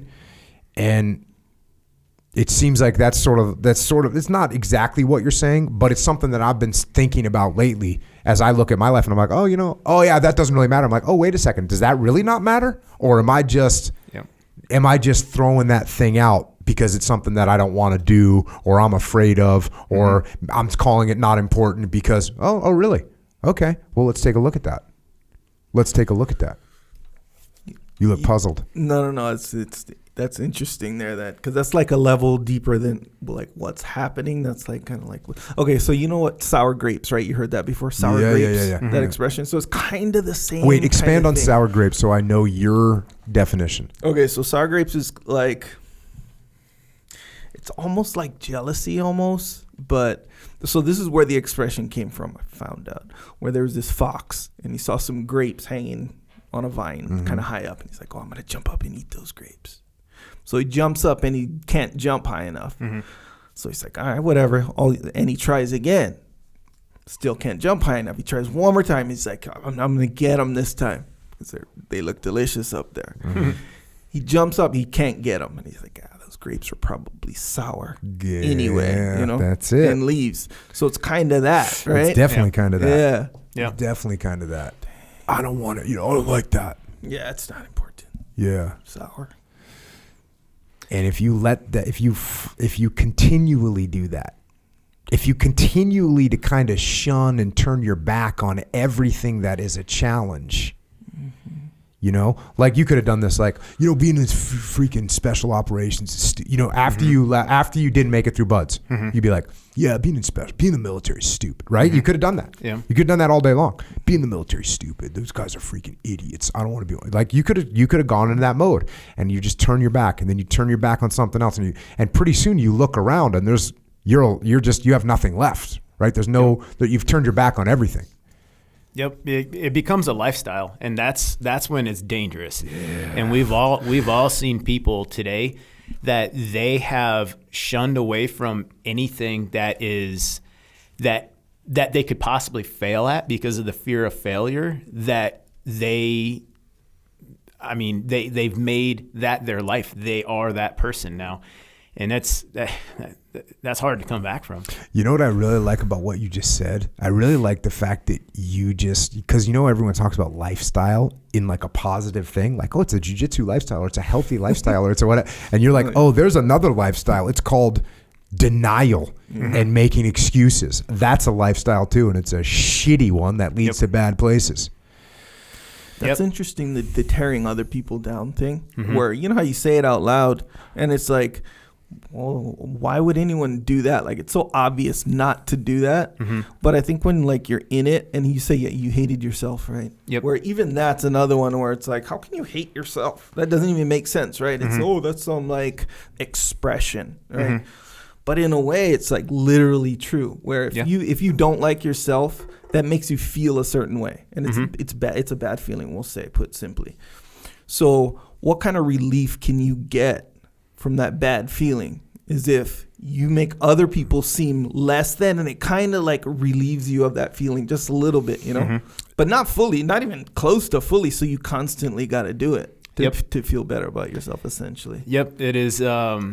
It's a serious problem. We see it in our country all the time right now. I think that's actually what made me start thinking about this, because I'm talking about, running is, but what you're talking about, it's the same thing. When you look at another person, instead of going, damn, that person's really accomplished a lot, that's awesome. Instead you say, well, I'm not going to be some kind of career guy that's chasing a promotion, or they just want to get all those quals so they can look good. You just throw all kinds of hate at them. But the person that you really hate, those are the excuses I'm talking about. Is you make up your own demise. You make up your own excuses as to why that is not your path, and to basically you demonize that person to make yourself feel better, even though 100% of the time it's because you are afraid to fail. And it's weird when you start looking at like chunks of people that look and say, oh, that lifestyle is bad. And it's like, okay, what are you really mad about? Someone that's working hard and trying to be in good physical condition and trying to learn and trying to grow. Like, there's people that look down on all those things, which is kind of crazy when you think about it. Yeah. Yep. All right. Hey, tell us about what do you call it, the IDEO brace, or is it IDEO? Like, how do you say that? Yeah, so I call it an IDEO. IDEO, okay. But yeah, basically it's Ryan Blahnik, he created these things, and it gives me a calf and a push up. I got plant. I think whatever one goes down, I don't know, but I'm sitting here trying to talk smart. It's like an exoskeleton type brace that you wear that makes up for whatever deficiencies you might have in your movement. Yes, and so it gives that basically it gives you your life back, and that's what allows you to keep your leg. That's what allows you to not have to go through the prosthetic, is because now you have this I'm not even going to try and say the name, but it's long. You mean the Intrepid Dynamic Exoskeleton Orthosis? That's what I was going to say.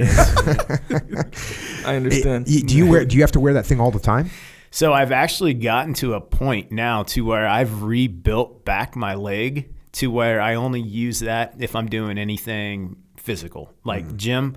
I'll have my IDEO on, or deployment. I'll wear the IDEO, whatnot. But here, I came here without it on. I didn't. And you're walking around. I mean, you walking totally normal, walking upstairs, downstairs. I mean, it's awesome to see. Yeah, until you get caught on that one thing, and that's funny. And that's because you have no nerves, or do you have like drop foot? No, I don't have drop foot. It's kind of naturally has fused itself at the L. Okay, got it. So, but you can catch yourself, and it's. I think it's funny. But I don't know. What is drop foot like? Like it's down? when the nerve that makes you lift up your foot gets damaged, and so your foot just kind of hangs. Down, It had naturally fused at the ankle joint, so that nerve is gone, but it's just the foot just stays at an L. Andy Stumpf has a certain amount of drop foot, and from when he got shot, he lost some. He got a bunch of injuries, but he got some nerve damage, and so his foot doesn't respond really the way he wants it to. Mm-hmm. And he makes some pretty funny jokes about that. I can imagine that. Yeah, it's kind of funny.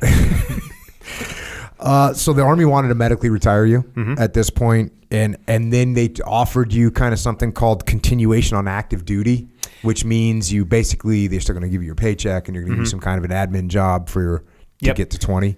Yep. Yeah. So I was medically retired, and then I applied for the waiver, which was the continuation on active duty waiver, and I got picked up for that. How many years had you been in at this point?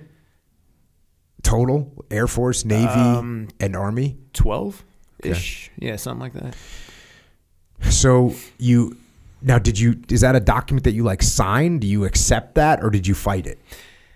The medical retirement? Well, the medical retirement, you obviously fought. Yeah, I mean that was, so I was medically retired, and then I came back on to active duty through a waiver. Got it. So they medically retired you, and then you came back on. When you came back on, did you have that limited duty thing? The continuation on active duty, is that how you came back on? Yeah, and basically what it is, so they do it for Green Berets, SEALs, Raiders, all kinds of stuff. If they spent that kind of money training you up, we can find something for you. Yeah, absolutely. No, it's an awesome program, and it's a good way to take care of people. Yep. Then you find out about this program called Thor 3. Yeah. And so tell us about that. Thor 3 program. So I think the SEALs, I think you guys kind of have something similar, the Return to Fight program. Yeah, we got awesome people that are just doing everything they can to keep guys ready, and if they get hurt, to get them back in the fight. Yep, it's awesome. Yep. So it's basically that. We call it the Return to Fight or the Road to War program or whatever. And man, it's hard. I mean, they bring these guys in from, they were physical trainers for, hockey teams or whatnot, or Paul. He was on Tito Ortiz's group, and Paul did all of the athletic training for him. So yeah, you're not really going to tell him it's kind of hard. He's like, oh, that's cute. So, and I knew, I'd gotten myself back to 7th group, but I had a dead man's profile.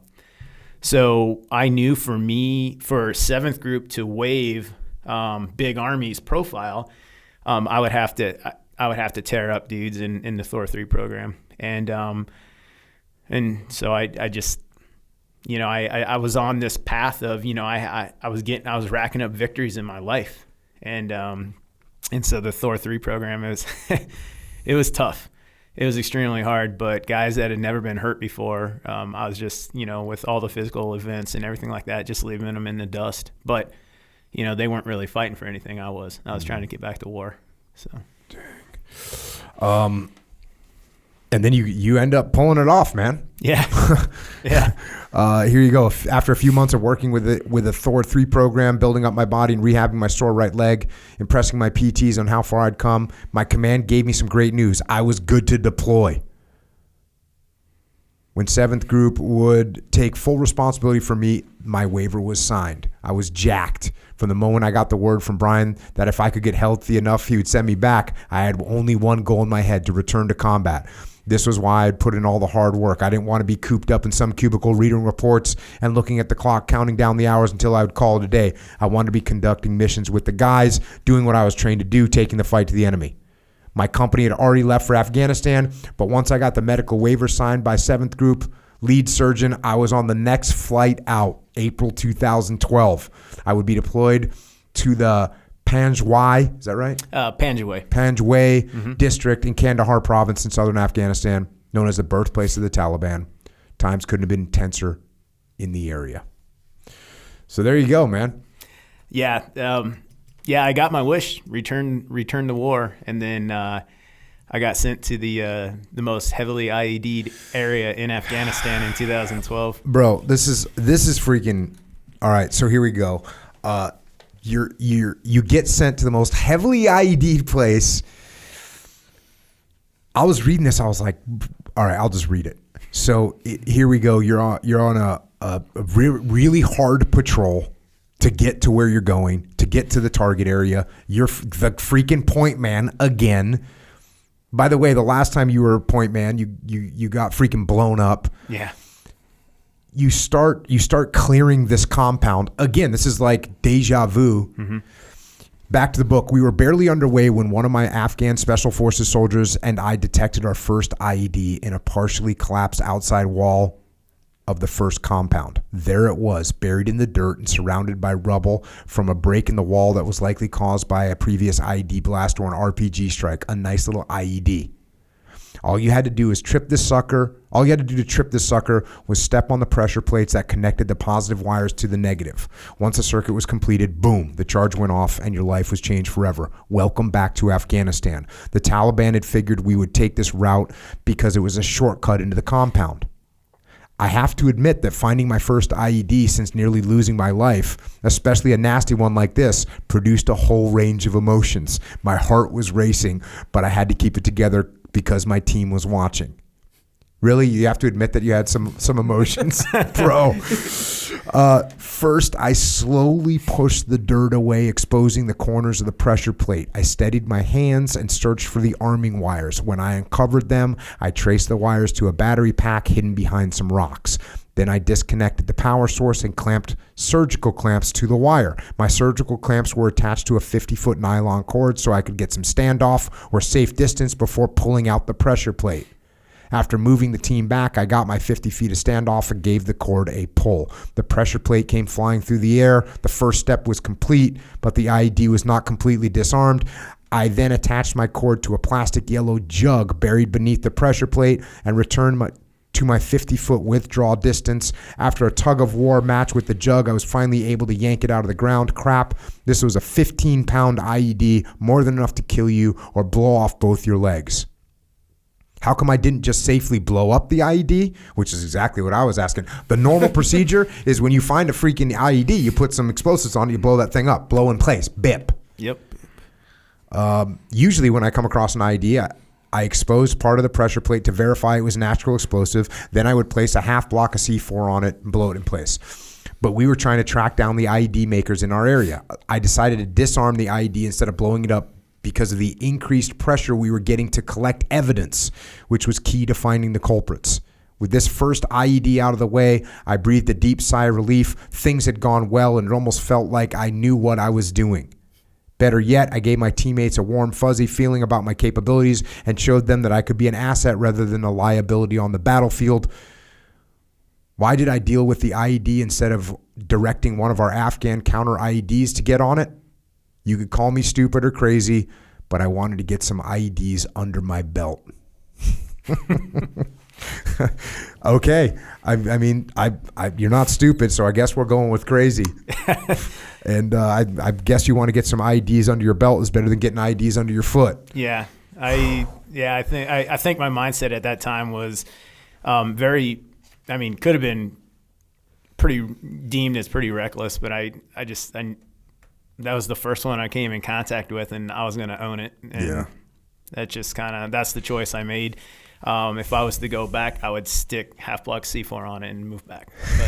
But And that's what you're doing, man. IED after IED, cache after cache. Every time we'd go out on a mission, one thing was certain: as the sun coming up in the morning, we'd run into some sort of explosive device made to kill or maim us. Mm-hmm. And, you know, I skipped through the part where you kind of like we're checking back in with the team, and these guys are thinking, hey, can this guy really do his job? And he's already, how scared is he going to be? Mm-hmm. How bad is his leg? He's out here with a freaking brace on his leg. What kind of, you know, so you had to kind of push through all that. I kind of skipped through it, but it's a really interesting part of the book as well. Yeah, I mean, and that's the thing is, I've heard people's reaction to it. They're like, oh, well, that's just so messed up, and I was like, it's not. That's special operations. When you go out to the team, being in war isn't a Make-A-Wish Foundation kind of thing. Like, oh, you know, here's our Make-A-Wish Foundation, Green Beret, we're going to take them out on some missions. No, people can die. Mm-hmm. And so I understood completely. Like, they knew what had happened to me. Most of the team was on the battlefield that day in the Helmand, saw my leg. And so for me to get back out to the team in the most heavily IED'd area in Afghanistan at that point, I don't blame him. Like, what are you doing here, dude? Like, you have no business being out here, but you got to prove it. Another cool, I'm not going to read the whole section, but you're talking about like what you're looking for. And one thing you said is you'd be looking and you'd be thinking, would I put an IED there if I was a bad guy? That was kind of the perception you looked at everything with. Oh, yeah. I get asked this question a lot about how do I find IEDs? And they're like, oh, you have a mine detector. Mine detector doesn't really do anything for me. I look at, so I take a breakdown of the battlefield or the objective that we're going on to, and then I look at, okay, so the easiest avenues of approach, there are going to be IEDs there. If you got a 12-foot mud hut wall and there's a break in the wall right here and then it's 12 feet again, there's going to be an IED there. And then I also, so before I even use my mine detector, I get ground sign. Ground sign tells me everything. And then I verify it with my mine detector. And then, I mean, I've definitely come up to like breaks in the wall and whatnot, and I don't even use my mine detector or anything. I just put a block of C4 there, get back, and blow it. Yeah, because there's gonna be one there. And so, how much do you think? Like, one thing I was always paranoid about was like, oh, they've got the fake IED there. And they did this in Ramadi a lot. Like, oh, there's a wire and whatever, and someone goes over to disarm it, and they step on something else and get blown up. Yep, the decoys. Yeah. Oh, the decoys are nasty, super nasty. And that goes back to that, you know, that saying that we've all had, and I guarantee you guys probably said it in Ramadi, was where there's one, there's five. Mm-hmm. You know, where there's one, there could be 10 or what, but where there's one, there's going to be secondary, because when that guy hits one of them, then the rescue team's going to come in and they're going to start hitting the secondaries, or we're going to use one as a decoy. And then we're pretty sure we can funnel with this decoy here. Now I can funnel the troop movement this way. And then it's all IED. Yeah. And my point in bringing that up is like, it's not checkers. It's not like, oh, there's an obvious place, there's an IED. It's chess, where it's like, oh, there's one there, but that means they're probably thinking we're going to move over there. So the place we really need to watch out for it. So the Taliban are super good at that. Yeah. Crazy good at trying to anticipate troop movements, and then IEDs. You're carrying on with the deployment.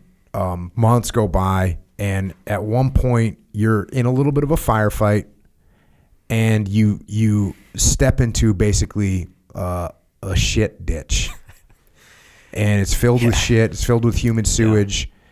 Which sucks because it stinks and it's gross and all that. Mm-hmm. But the real problem is you got your foot, which is a bunch of skin grafts, is in there. And this is after a long patrol, so you already got blisters and whatnot because you got freaking baby skin on the bottom of your foot. Yeah, open blisters. So that is a problem. Yeah, I mean we got in a bit of a tick, and every war fighter knows cover and then return fire, violence of action, everything like that, to, you know, get control of the situation again. And so I remember, you know, we're engaging, you know, different targets, and I was, you know, my adrenaline was really high, but it still is, man, something really stinks here. I was like, what in the heck is this? And then finally once, it's like, all right, we got aircraft on station, which means bad guys are gone. So then I start to kind of get a sense of my surroundings, and it's a shit trench. And I was up to my my calves, and so all of the open sores that I had where my skin grafts were, just human feces going in. Yeah.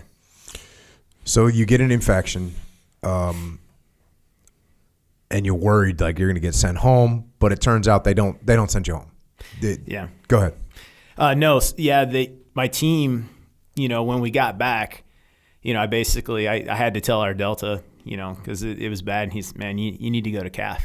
And then when I got to CAF, they basically said, they're like, okay, you're done in the Panjwai. We need to monitor you.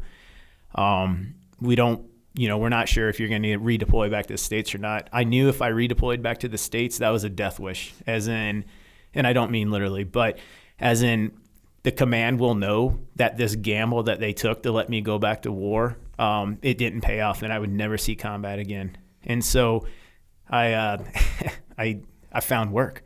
I carried heavy shit, and I made myself an important part of that. And this was the first time in my life. And so again, it sounds really weird, but stepping in this, calf deep in human feces led up to the first time in my life, instead of saying, poor me, this happened to me, why did I jump in that one trench and everything like that, I owned it. And I went and I found work, and I made myself this valuable asset on CAF, loading helicopters to send supplies out to the guys in the field, and still in combat.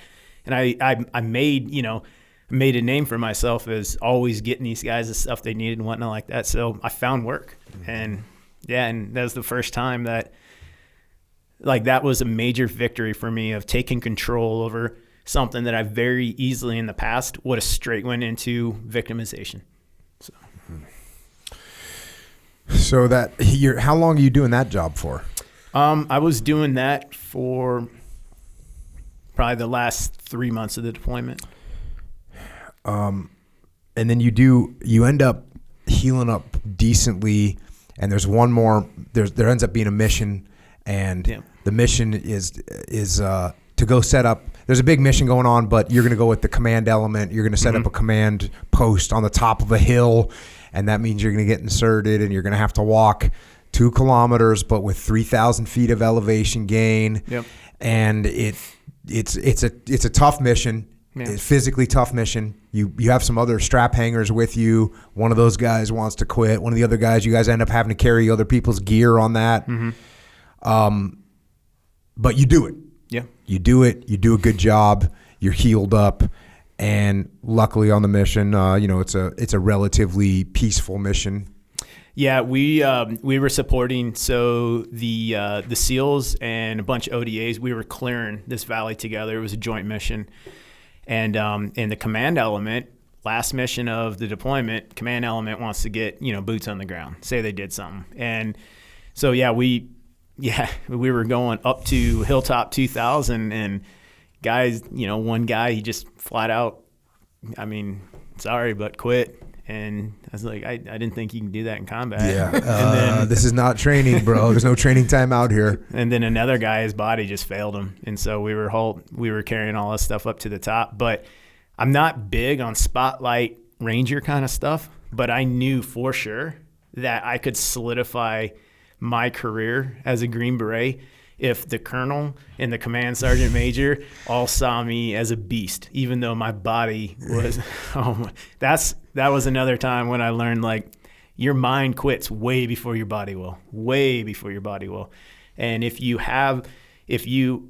put this drive, you have this goal you want to reach, and that goal is more important to you than your mind giving up on you, then you will be able to see how much further you can actually go once your mind has told you you're done.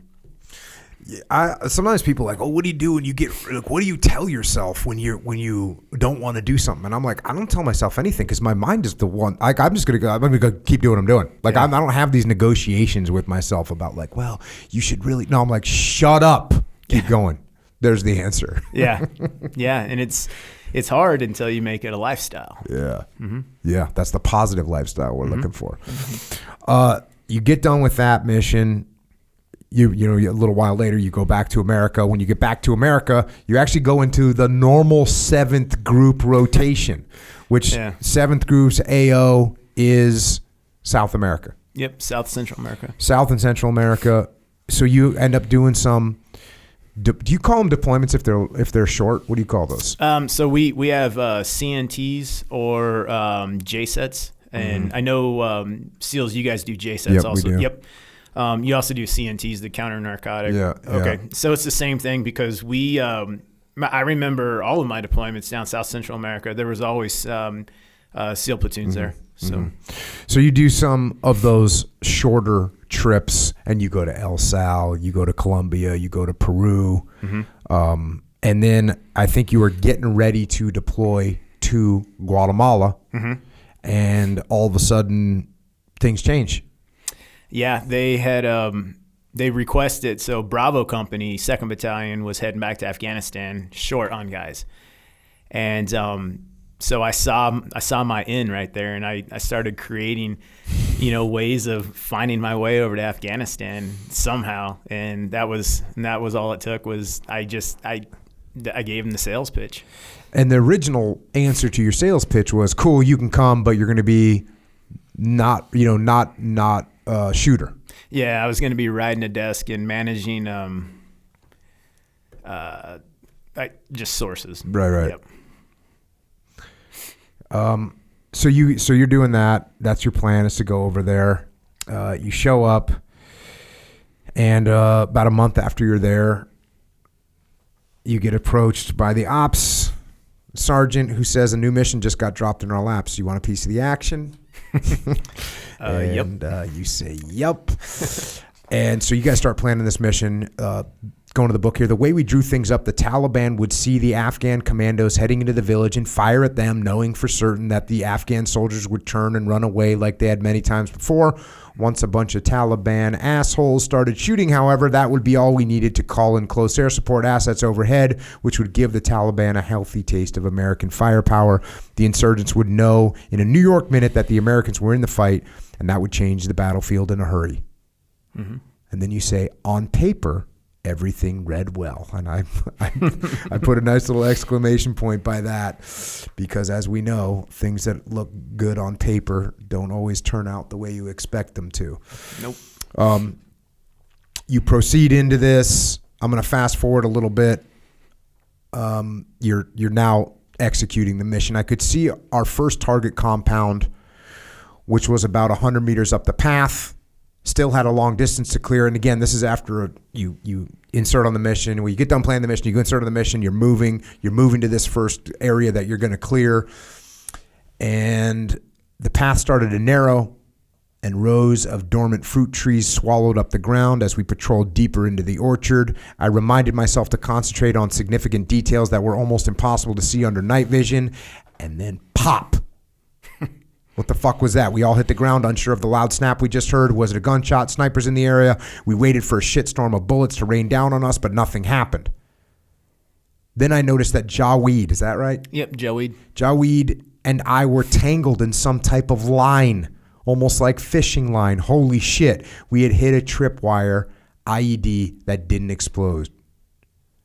How did I miss that? As Jaweed carefully investigated the tripwire against his chest without any quick movements, I determined that the Taliban had tied the wire that ran from the set of explosives hidden in a mud wall all the way to a tree on the opposite side of the path. The wire had been tied at chest level, not the usual ankle height, a clever move on the Taliban's part. They knew we would be looking at our detectors to clear, which meant we would be looking down at the dirt and walk right into a chest level tripwire.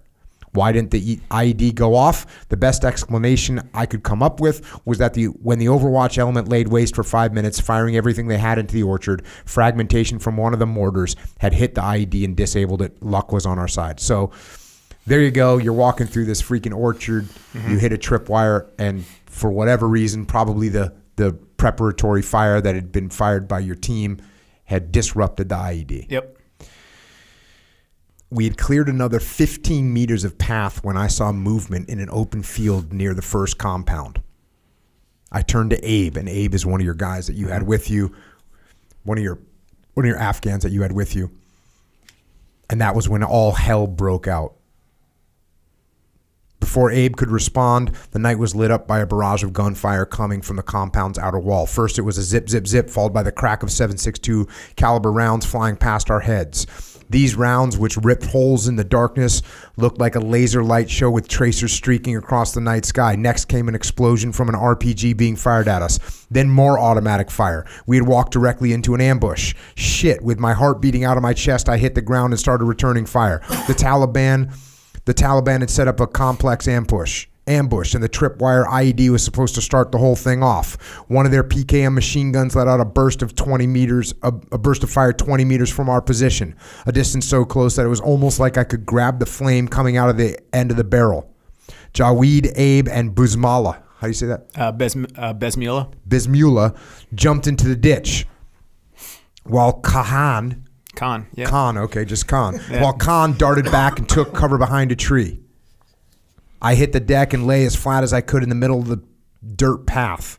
Bullets kicked up and rock and gravel fragments all around me, stinging my skin. When bullets hit the ground around me, splintering fragments sprayed everywhere. I could tell some fragments struck my body armor's protective plate. I engaged the flames, figuring that where there were flames, there was a gun, and where there was an AK-47, there was a fighter. Ryan, your strobe light, my buddy Zach yelled over the radio. They have NVGs. They can see your strobe. Damn, bro. What were you thinking when you heard that? I need to get this off my helmet. I need to get this IR strobe away from me. And our JTAC couldn't see me because we had got caught up in an L-shaped ambush. And so he wasn't sure where the PKM was. And that's, so I took it off my helmet and I threw it as close as I could to where that PKM was at, and then just hit the deck again and started engaging muzzle flashes. And could the JTAC, once you threw the IR, could he see it? Could the JTAC see it? So it was kind of funny. So I said, you guys have visual on the IR, and and I go, okay, they're over that direction. He goes, what? And I was like, I don't know. Going back here, there's one guy that starts peeking out, and you actually end up killing this guy. The third time he came out, he took more time in the previous two tries attempting to get a better shot off at us. It was like he was daring me to light his ass up. I knew I had him. I locked in with a clear shot and let go a 10 to 15 round burst from my M4. I watched him drop. His body lay still on the ground. It felt good to kill him, but I couldn't relish the moment too long. We were still pinned down. Our main element, which was about 25 to 30 meters behind our position, put as much firepower on the enemy as they could, hoping to keep their heads down long enough for U.S. aircraft to start dropping bombs. I knew from the many fights I'd been in before in this country that a call for air support had been made within seconds of their attack. In the meantime, Frankie's position let loose. This is one of your other teammates. But the Taliban were well protected behind mud walls. Unless they stepped out in the open like the guy with the RPG launcher, there wasn't much we could do without an airstrike. At the same time, I was aware, given how close we were to the enemy, that being killed by friendly fire was a very real worry. Yeah. So you're 15 to 20 meters away from these bad guys? Yes. Mm-hmm. The first PKM. And just so anyone that's wondering, 15 to 20 meters is not a long way. No. When you're going to try and drop bombs. There's danger close, and then there's calling in on your position. And it's a little dicey. This is getting a lot dicey. Yeah. Yet as our situation deteriorated by the second, I knew that without bombs on target, Jaweed, Abe, Bismillah, Khan, and I would all die. This was about to turn into a body recovery mission, and it would be our bodies that they would be taking home. Within a couple of minutes, the decision was made for us when our Air Force JTAC called in a 500-pound bomb just 20 meters from my position. This was considered a danger close strike. I don't even know if that's considered danger. That's called on my position. Yeah, especially 500 pounds. Mm-hmm. This was considered a danger close strike, but one that would give us a fighting chance of making it out of the orchard alive. The call went out over the radio, and then I heard Air Force JTAC's voice in my earpiece. Ryan, we're dropping close to you, man. Keep your fucking head down. After receiving the radio transmission, I relayed the information to Abe, who told the others to get as low as they could. There wasn't enough room in the ditch, so I grabbed Khan and pushed him into the trench while I stayed on the footpath. I ordered them to hunker down and prepare for the blast. Since we weren't firing back at the enemy, the volume of fire on our position picked up. So now you guys are hunkering down because you're expecting this bomb, and now the enemy's thinking they got an upper hand. Yep. Overhead, I could hear the rocket motors of the F-16 ripping through the sky. As the fighter jet came inbound, I received one last warning over the radio. Bombs away, man. Stay low. I lay as flat as I could on the path, holding my hands over my head and planting my face in the dirt. Then I slightly tilted my head and opened my mouth to give the overpressure or shock wave a place to exit. All I could do was wait for the blast. When the bomb hit, the overpressure from the explosion sent grass, dirt, gravel, dust, and tree branches flying in our direction. I waited for the big chunks of the mud compound to land on me, as well as bits of earth and other debris. Thankfully, I was spared from the hunks of mud wall hitting me, which would have broken my back. Instead, I was covered with dirt, leaves, and branches. But the concussive force was so great that I felt like my skeleton had just walked out of my body, turned, slapped me in the face, and re-entered my body. I tried to stand up. I kept falling.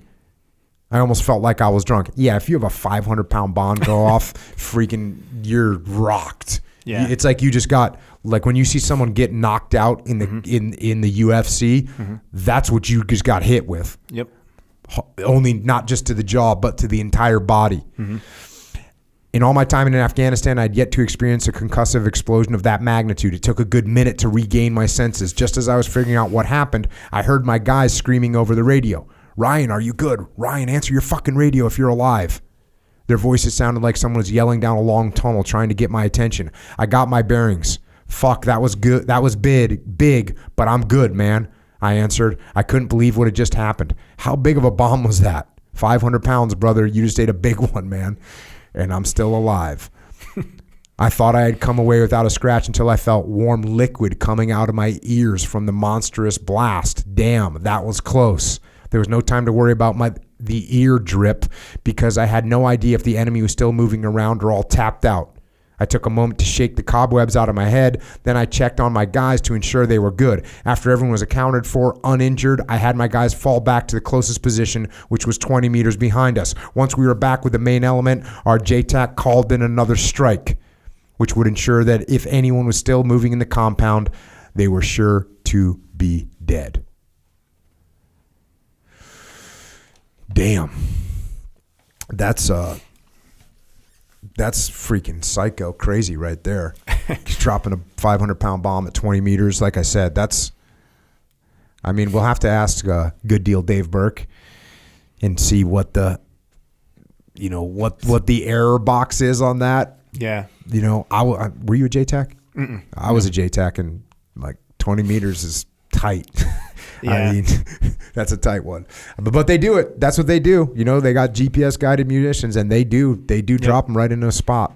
Yeah, they actually had to switch out platforms to drop a non-fragmentation producing, like a concussive. Oh, wow. Because of how close we were. And it took like 5 minutes to get bombs on target. And anyone who's been in a tick before, 5 minutes, really long time. Well, salute to your JTAC, because that's a ballsy call right there. Yep. He's freaking legit. Yeah, I remember him saying, he was like, man, if I would have killed you, my career is done. I was like, thank you. Don't worry about your bro. Yeah. Yeah, the dude's amazing. Saved my life. Oh, yeah, for sure. That's crazy. That's when I was a JTAC, when you had to call danger close, you have to give your initials. I don't know if they still do this, but you have to give your initials saying like, I'm signing for this bomb. This is on me, and you need to drop this bomb. And they would be authenticate with you, JTAC initials or something. I forget the actual calls, but you'd say Juliet whiskey, drop it, and then boom. So you go, you clear this compound. The sun's starting to come up. It's kind of settled down. The situation's kind of settled down a little bit. The sun's starting to come up. You're feeling good about that because now it makes IEDs easier to find. Then you start moving to another compound. And once again, you're just like finding IEDs, tripping IEDs, Yep. and still just moving from compound to compound, clearing more IEDs. As you enter these other compounds, there's not any movement or anything. You say, during the rest of our clearance, I encountered more than 20 IEDs. Mm-hmm. I personally blew up 15 before I ran out of C4 explosives. We marked the rest. Mm-hmm. Overall, we located more than 50 IEDs, 107 millimeter rockets, multiple booby traps, and a complex bunker and tunnel system. This particular part of the village lived up to its reputation as a hotbed for Taliban fighters. The Taliban had reinforced bunkers spread throughout the village, many connecting with tunnels. That's freaking psycho. I mean, running into 50 IEDs, clearing them all. Yeah, it's the ones we couldn't clear, we just had to mark and bypass. It was, that village was super nasty. Super nasty.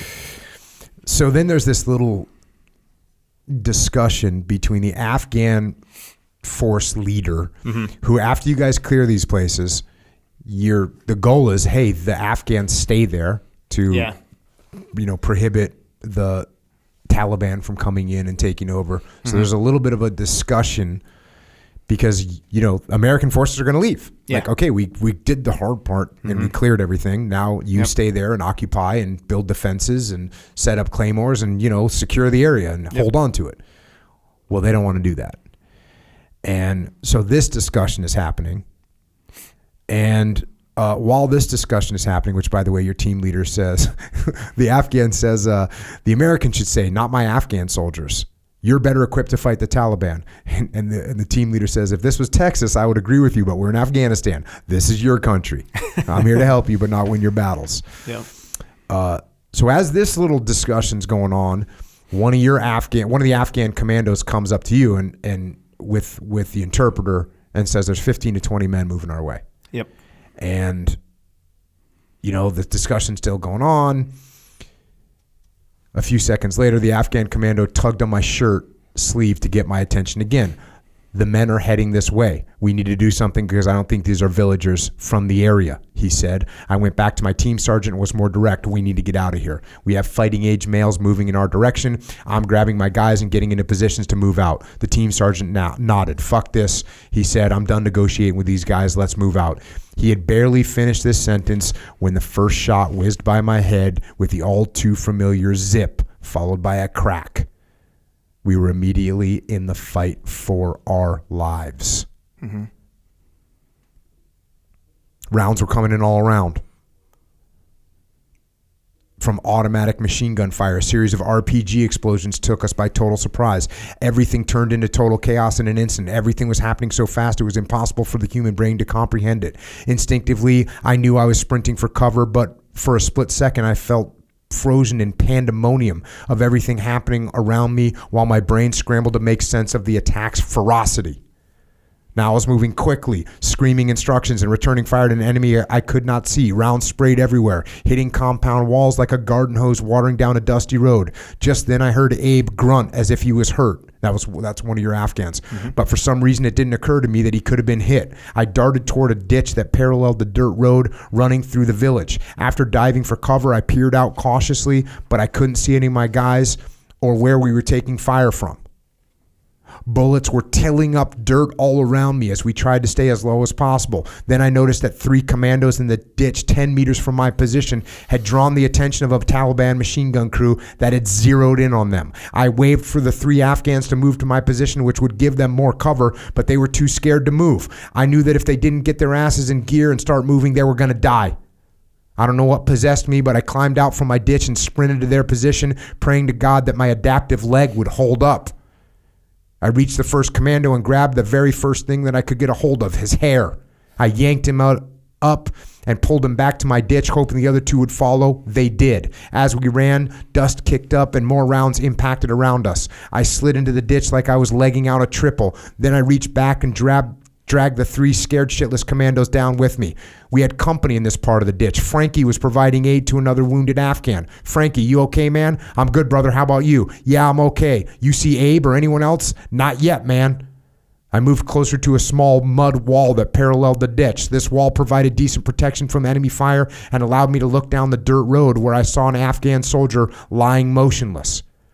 I brought up my rifle scope to get a better look. Frankie, I think that's Bismillah in the middle of the road. Bro, I think he's dead. My heart jumped straight to my throat. One of our guys was killed. Fuck, where's the rest of my team? Frankie and I were the only 2 Americans in that ditch. I scanned back down the road where Bismillah lay. I knew Abe was next to him before the ambush kicked off, but I could only see Bismillah. I hoped Abe wasn't hit too. What I could determine was that we had 2 wounded Afghan commandos and Bismillah lying in the middle of the road. I figured Bismillah was dead, but until I had my hands on him, I couldn't be 100% sure. I knew I needed to get to him, but the amount of live fire coming in was too heavy. The radio crackled again, and then I heard a heart-stopping message in my headset, loud and clear. Eagles down, Eagles down. The phrase Eagles down was code for Americans wounded or killed. The fight had just taken the worst possible turn. There were Americans wounded or killed somewhere on the battlefield, but I didn't know where. We needed some air support in a hurry.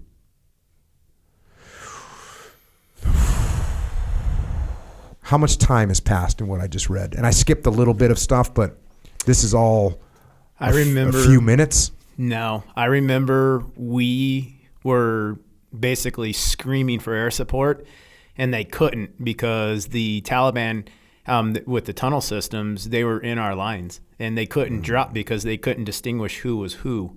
And so, yeah, it became a fist fight at that point. Here's the understatement of the year coming from you, back to the book. Bro, this shit is bad, I said to Frankie. No sooner did the words leave my lips than I heard one sound that gives every Green Beret chills, an explosion from a mortar round, which landed 30 meters from us and shook the earth. I hit the ground and turned toward Frankie. Shit, I yelled. They got a mortar tube up. We need to move before we get hit. So for anyone that doesn't know anything about mortars, when you shoot mortars, you don't hit what you're aiming at on the first shot usually. You have to do something called bracketing, which means you fire your first shot and, it goes long. So you back your distance off a little bit, you fire your next shot, it's probably going to be short, and then you split the difference and your next shots are on target. So when you're getting mortared, if you sit there, they're going to bracket you, they're going to find you, and they're going to get you. Mm-hmm. Gunfire is one thing. If the enemy is close enough to shoot at you, you're close enough to kill him. Mortars are different. They can be 2 or 3 kilometers away and engage you with deadly fire, and by the time you figure out where they're coming from, it's too late. Another explosion hit the compound to the left of us, too close for comfort. That was our cue, time to make a move. Frankie and I engaged Taliban targets as much as possible, trying to keep their heads down with return fire, which would give us a little time to pick up our wounded Afghans and move back. Crack, a round hit directly into the wall above my head. Crack, another round too close for comfort. Crack, and another one. Then 2 more rounds hit the mud wall in front of us. A sniper had our position dialed in. Every time we stuck our heads up, he sent rounds our way. To make matters worse, the Taliban were dropping mortars closer and closer to our position. One of the Afghan commandos besides us spoke a little English. He pointed to his radio and said he heard the Taliban had our position and were trying to capture us. Hearing that word struck fear in my heart. I nudged Frankie again. The Taliban are trying to flank us and cut us off from the rest of our guys so they can take us. It's time to move, brother, I shouted. First things first, how do we avoid getting shot by the sniper? I saw a protected area near a compound a couple of 100 meters from us where I recognized several Americans, including our medic, Joe. Frankie, I see Joe. Let's move to him. So you guys gather everyone up and you finally are able to get over to this other position where Joe is. Joe's your medic. He's working on guys. You get there, all blood, moans and cries for help. State of shock could be seen on the commandos' faces. We knew we were in a real shitstorm. So far, we had 1 dead Afghan commando, 2 wounded Afghans, 3 wounded Americans. We were missing 5 Afghans, including Abe and Bismillah, who are your 2 guys. Yes.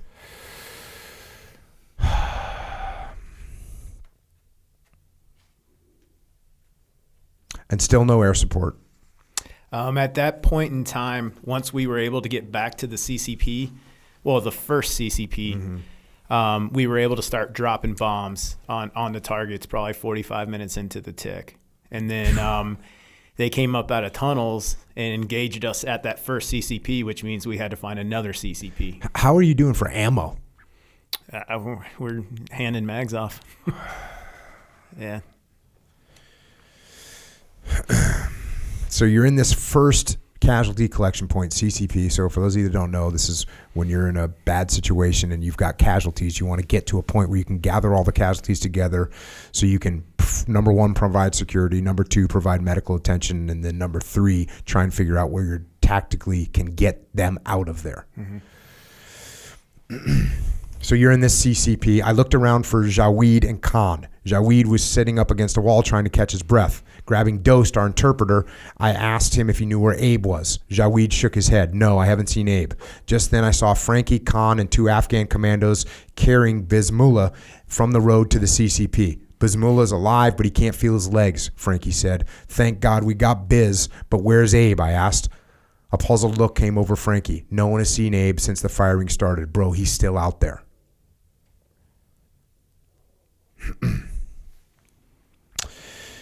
Fast forward a little bit. Now that we had most of our friendly forces back in one location, our aircraft could start engaging targets. Up first was the white 2-story former school building, and these are things you explain. These are areas where you're taking fire from. After 45 minutes of intense fighting, we finally dropped our first bomb. As the F-15 jet screamed across the sky and extremely close to our position, the first bomb dropped. The white building was reduced to wooden debris in a nanosecond, instantly killing the sniper inside. Fast forward a little bit. At that point, we had 2 wounded Afghans, 3 wounded Americans, and now 2 dead Afghan commandos. 300 meters to the right of the compound was another mud hut compound with tall walls for protection and a large open field big enough for helicopters to land in. This was going to have to work because we needed to get going. We picked up and quickly moved to our new location and started calling a dust-off, which was our call sign, our radio call sign for medical evacuation. So now you move into this bigger compound and you're preparing to get helicopters in there to get the wounded and dead out of there. You go over to Bismillah. I calmly asked him if he knew where Abe was. Abe was next to me when we started fighting, he said, and then he jumped into the ditch near the footbridge at the last compound we cleared. Okay, now I had a starting point, but we couldn't move or go near that area of the village. The enemy was too well dug in. Every time we poked our heads above the near road, we got lit up by the Taliban. Somehow I had to get Abe. I was not leaving him behind. I had an Afghan commando pointing to the footbridge, saying another commando was there with Abe. That meant 2 wounded guys now, which also meant I would need more help. Our Air Force JTAC said he had a plan to keep the Taliban's head down while we sprinted for the footbridge. I'll call the Apaches to fly in front of your movement and shoot the shit out of everything ahead of you guys. I like the way that sounded. Little cover and move with the helicopters. At the same time we were putting together our 2-minute game plan, the team sergeant stopped us. We can't risk you going down there to get those guys, he said. Too much enemy fire. Well, we're not leaving them behind, I said. My team sergeant wasn't happy with my answer, but he knew what we had to do. I spoke up again. If we leave without them, we could have a mutiny on our hands with the Afghans. We have to go. No one gets left behind. The team sergeant looked at us, knowing this was something that must happen. Okay, we'll go, he said. This was going to be an American-led recovery operation. Why the Afghan commandos wouldn't go recover their own guys was beyond me. If an American had been left behind, we would go to hell and back to get our brothers out, dead or alive. The JTAC interrupted the discussion, stating the Apaches were inbound to do a gun run on enemy positions. We needed to use this cover as our chance to move. Here they come. Everyone ready? The JTAC asked. It was go time. The sounds of the large caliber bullets echoed off the compound walls as the Apaches opened fire, blanketing the area with 30mm rounds. Frankie, our JTAC, our team sergeant, and I sprinted down the road toward the area where we assumed Abe and the missing commando were. As we ran like hell in the direction of the footbridge, we took on small arms fire, but nothing compared to what it could have been if those Apaches weren't helping us. The closer I got to the footbridge, though, the more I prepared myself for what I might see. Leading up to the bridge, the terrain shifted upward slightly, making it hard to see what was in the ditch. I was almost to the footbridge when I looked down. There, floating lifeless in the water at the bottom of the ditch, was Abe.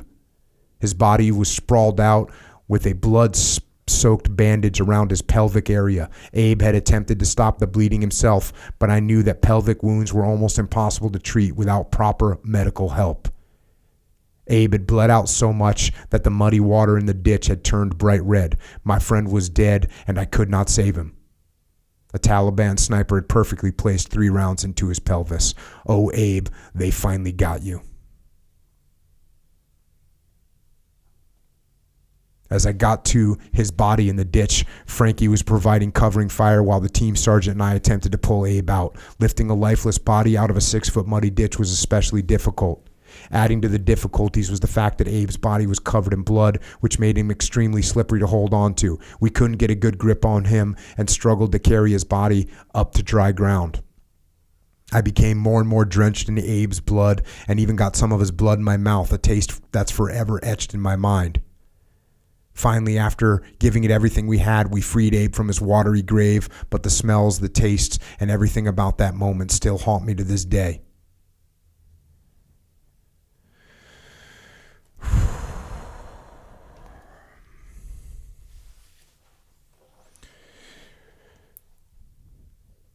Kind of, it's, I mean, not only does it say a lot about the American soldier and the American fighting man that you 4 go down to recover the body of these Afghans, also obviously says a lot about the Afghans who don't go to go and recover their own people. But that's, to me, it's a lot of it's just like has to do with the value of human life that we have as Americans. Like we value human life more, and the bond that we have is so strong, and it's a real tribute to the American soldier that you're risking your life, and your friends are risking your lives as Americans to go, and basically that these guys are dead. I mean, that's your suspicion. Yeah. But you're still not going to leave these guys behind. No one gets left behind. So. You get Abe out of the trench, and you basically find a ladder that you use as a stretcher. You put him on this ladder. You carrying him into the compound. As you're carrying him into the compound, there's Afghan commandos that are just standing there watching you struggle. Back to the book. Don't just stand there. Fucking help us, I screamed at the commandos. But they stood there like statues as we continued on the landing zone to wait for the helicopter. I was helping carry Abe on the makeshift gurney. When I saw the helicopter hovering over it, it finally hit me. My buddy was really dead. My heart sank. When the helicopter touched down, I helped load Abe onto the last flight he would ever take. I reached out and grabbed his lifeless hand as the helicopter lifted off from the ground to take him away. Yes, Abe was gone, but we had recovered his body so that his family could give him a proper burial, a true warrior's funeral. If the Taliban had recovered his body, they would have desecrated it. Instead, we did right by him. As American fighting men and women, we have one belief we will fight and die for.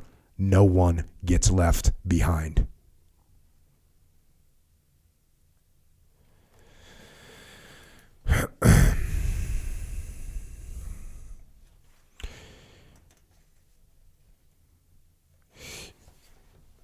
Yeah.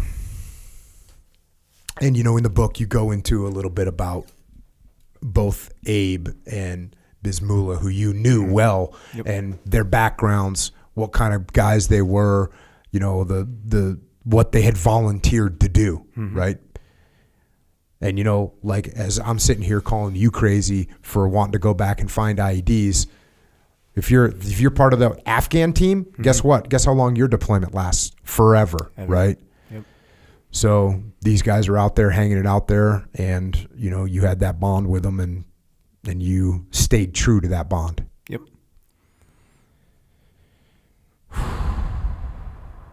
What was the I mean, you know, obviously shortly after this you end up getting the rest of the team out.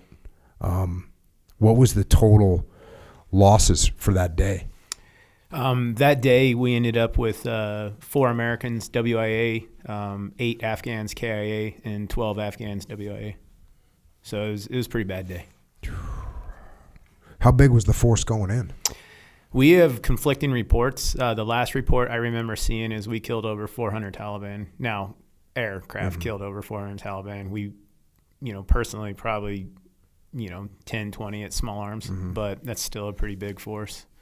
But over 400. How many guys did you have total? How many Afghans? How big was the Afghan commando unit? We I think about 120 Afghans, and then an ODA and an ODB. So about 25 Americans, about 120 Afghans. So How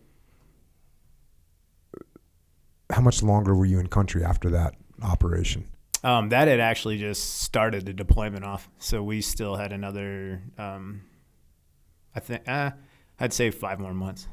And what was the rest of the deployment like? It was back to just trying to chase that elusive combat again, but nothing came even close to touching Boglin.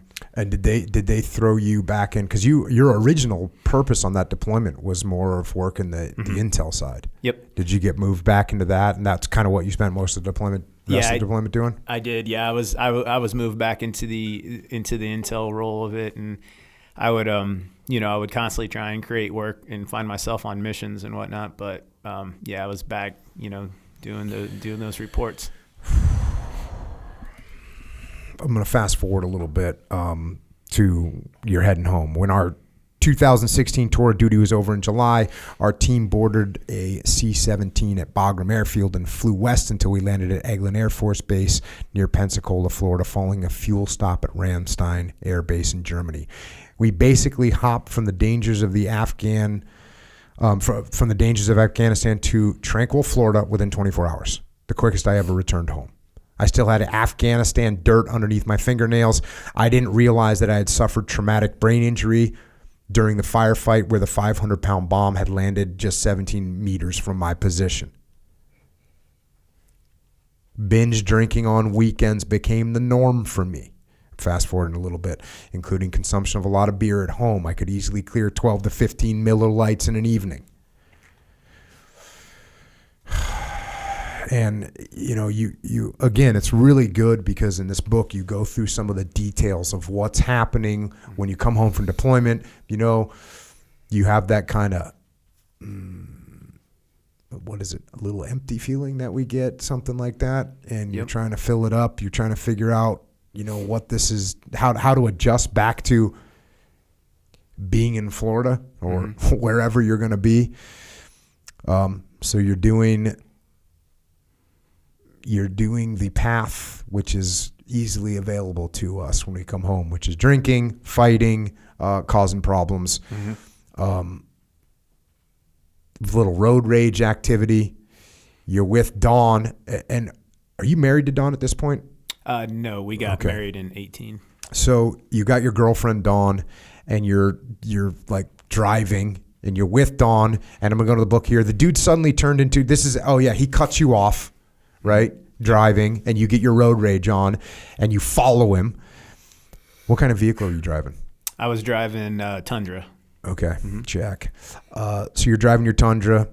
This dude suddenly turned into a driveway and ran into the house. I slid into the curb and put my truck in park. I was about to run after him when Dawn grabbed my arm. "What are you doing?" she asked. "Are you going to chase him down, beat him up, and then what? What if we've got guns in the house? What makes you think he doesn't have them? This is stupid. What's going on with you right now?" She had a point. I let out a huge breath of air, which dialed back the adrenaline surging through my body. Fuck this, I mumbled as I got back into the truck. I eased away from the curb and turned homeward. For the next 10 minutes, neither of us said a word. My mind was locked on this thought. You need to get your temper under control. Damn it, I was a Green Beret. That meant I was a professional, and flipping the switch between civilian life and being in a war zone was the professional thing to do. Yet here I was acting like a bully if someone did something I didn't like. I took some active measures over the next few days and weeks. I opened up to my friend Mike Valk. How do you say his name? Yeah, Valk. I opened up to my friend Mike Valk, Tyler, and Frankie about some of my struggles. It turned out I wasn't alone. After sharing my innermost thoughts with Frankie, he said he was going through the same issues as me. Finally, someone gets it. And this is where you started kind of getting control. Though nothing happened overnight, I slowly got my shit under control. My anger issues at times were still an open question, but I started to focus on what triggered me, which helped me ratchet my aggression way down. Yeah, I kind of spoiler alerted on the marriage thing, but luckily I didn't spoil much because in a very romantic fashion in an Applebee's parking lot, Yeah. you asked Dawn if she would marry you. Yeah. You got married. You get cleared. You do another 7-month deployment to Afghanistan in August of 2018, ends in March of 2019.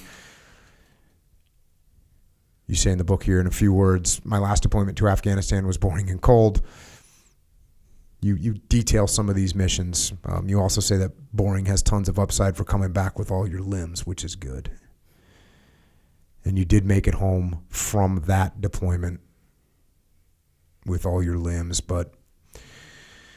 and you did make it home, and obviously, as we know, not everybody does. And I want to close out this book. You know, you detail some more information, and but I want to close out the book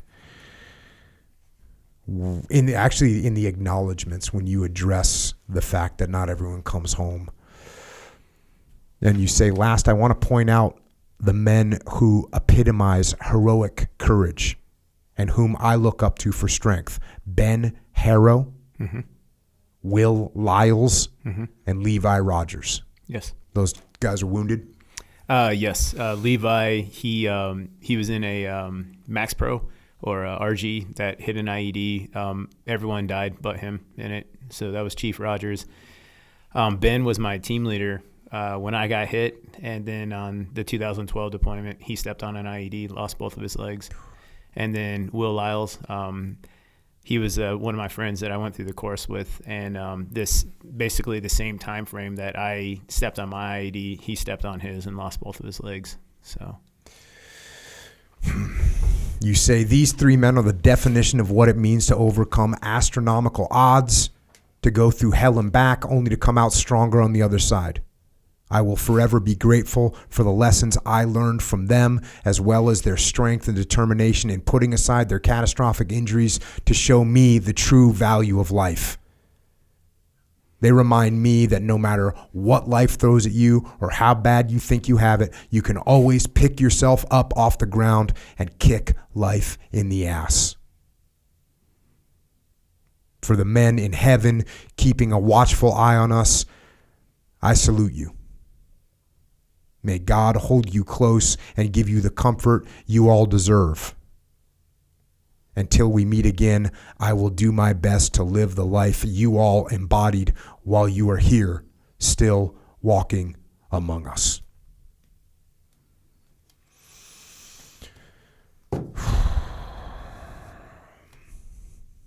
So that's the.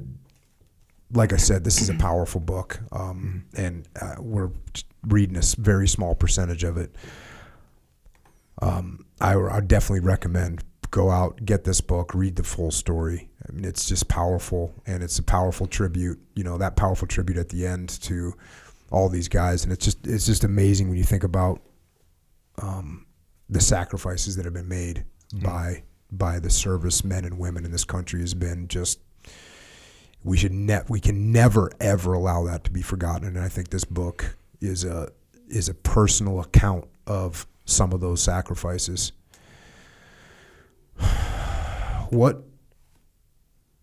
So what's going on now? So I actually I retired from the Army in January of 2020. And was that 20 years? Yeah, 21 and some change. And then within a week, I was back in Afghanistan as a contractor. So I gave myself about 5 days to celebrate retirement. Then I was back at it. And that's what you're doing now? You're doing contracting? Mm-hmm. Yes. And you're continuing to go. How long are you going on deployments now? So these are 4-month deployments. Coronavirus had a little something to do with the last one, so we stayed longer. But the next one I have coming up that'll be a 4-monther, and then we'll kind of readdress what's going on in Afghanistan and whatnot like that. What you talk about in the book, but I didn't read through it. Mm-hmm. At what point did you start writing the book? So the book actually it started off as therapy, and when I came back from the 2016 trip, the road rage incident was one, but there was multiple other ones. But and so I actually I remember going to a therapist, Army or counselor therapist, whatever they're called, and he was kind of going down his list, and I remember asking him, I was like, "What's my name?" And I saw his eyes had to go up to the top right-hand corner, and I was like, I'm done here. So I started, our chaplains in group are very close with us. And I remember talking to one of them and my biggest issue was like all three of us, we could be sitting at a bar, drinking a beer and talking about, things and what we deal with and whatnot like that. And then you go home to your family, you go home to yours, and I go home to mine. And it's dead air. It was talked about, but nothing was really like taken off your chest. And so our chaplain, he's like, "Have you ever thought about writing?" I said, "No, I haven't. I majored in English in like the 3rd grade or something." Said, "No, I've never thought about writing." So the 2017 deployment. So I went to Afghanistan 16, 17, 18, and then back in 2019 and 20. So pretty much since 16, I've been in Afghanistan every year. And in the 17 trip, I just remember just needing to just get stuff off my chest. And I remember I was in my little living area, and I just opened up my laptop and just started typing. And it felt good because I was taking these I'll call them items, but I was taking these items that had been bothering me for years or just anything, and I wasn't just talking about it and it was dead air, not to be having to be readdressed again, but I was putting it on something else that was tangible, a Word document, and so I could come back to that Word document anytime I wanted, and it actually felt like I was taking this off of my chest and I was putting it somewhere that was actually tangible. Now it was something, and it felt great. And that's when I said, "Oh, writing therapy. Gotcha. Makes sense now." And then from that came the book. So yeah, it's I always talk about using detachment is what you have to do that as a person. You have to detach from your emotions. You can't get look, I'm not saying you need to leave all your emotions totally behind, but I'm saying you have to detach from them somewhat. Mm-hmm. And what's cool about writing, and I was trying to figure out what you meant by this. So it's just dead air. And I was like, oh, wait a second. I get it. When you write something down, mm-hmm. you are actually detaching from it, right? You get to see those words are coming out, they're going somewhere else, and now you're looking at those words. Mm-hmm. And so it gives you an actual physical form of detachment from the thoughts that you have, from the feelings that you have, from the emotions that you have, and then you can read them. You can read them from a distance, and you can understand them better. Mm-hmm. And then as you continue to work through the writing that you're doing, and it's another way to reprocess it. And had you ever, I guess I have heard the term writing therapy, but mm-hmm. I guess it's a thing, huh? I never heard about it before until that point. Yeah. But did you just make that up yourself? Or I've heard, so when I started typing, writing therapy, that was purely what I just thought it was. But I think I've heard of it before. Yeah. Like, I do think it's a thing. Yeah, I think it's a thing. I think it's a thing too. Yeah. We're gonna have to find out. Yeah. If not, we're gonna have to trademark it. You should trademark Yeah, it. you should. Maybe that's why I've just been writing books all the time, just providing therapy for myself. And so then, what did you do? How did you get the book published? So I went, that was kind of a funny situation. So I had all of these notes, or not notes, but I had all these pages of my life, 500 and some odd.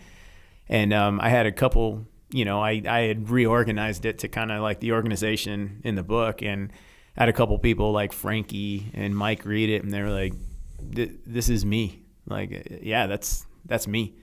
And so I said, you should make this a book. And so, I did the Google and you get these assholes that'll take you for your money. So I lost about $5,000 with a fake ghostwriter or whatever. I was like, man. So finally I got a hold of, my buddy said, hey, just Google military authors and send them an email. And I can't remember how many, but this lady named Lynn Vincent, she's here in San Diego, but she contacted me back. She said, hey, I got a guy that, yeah, he'd take a look at it for you. So Mike Yorkie, who's another San Diego guy, I sent it to him, and he's, he read it, and he's like, yeah, this needs to be a book. And so Mike and I painstakingly, sentence by sentence, went back and forth over, Florida to San Diego over the period of a year, creating a document to send to the DOD for review.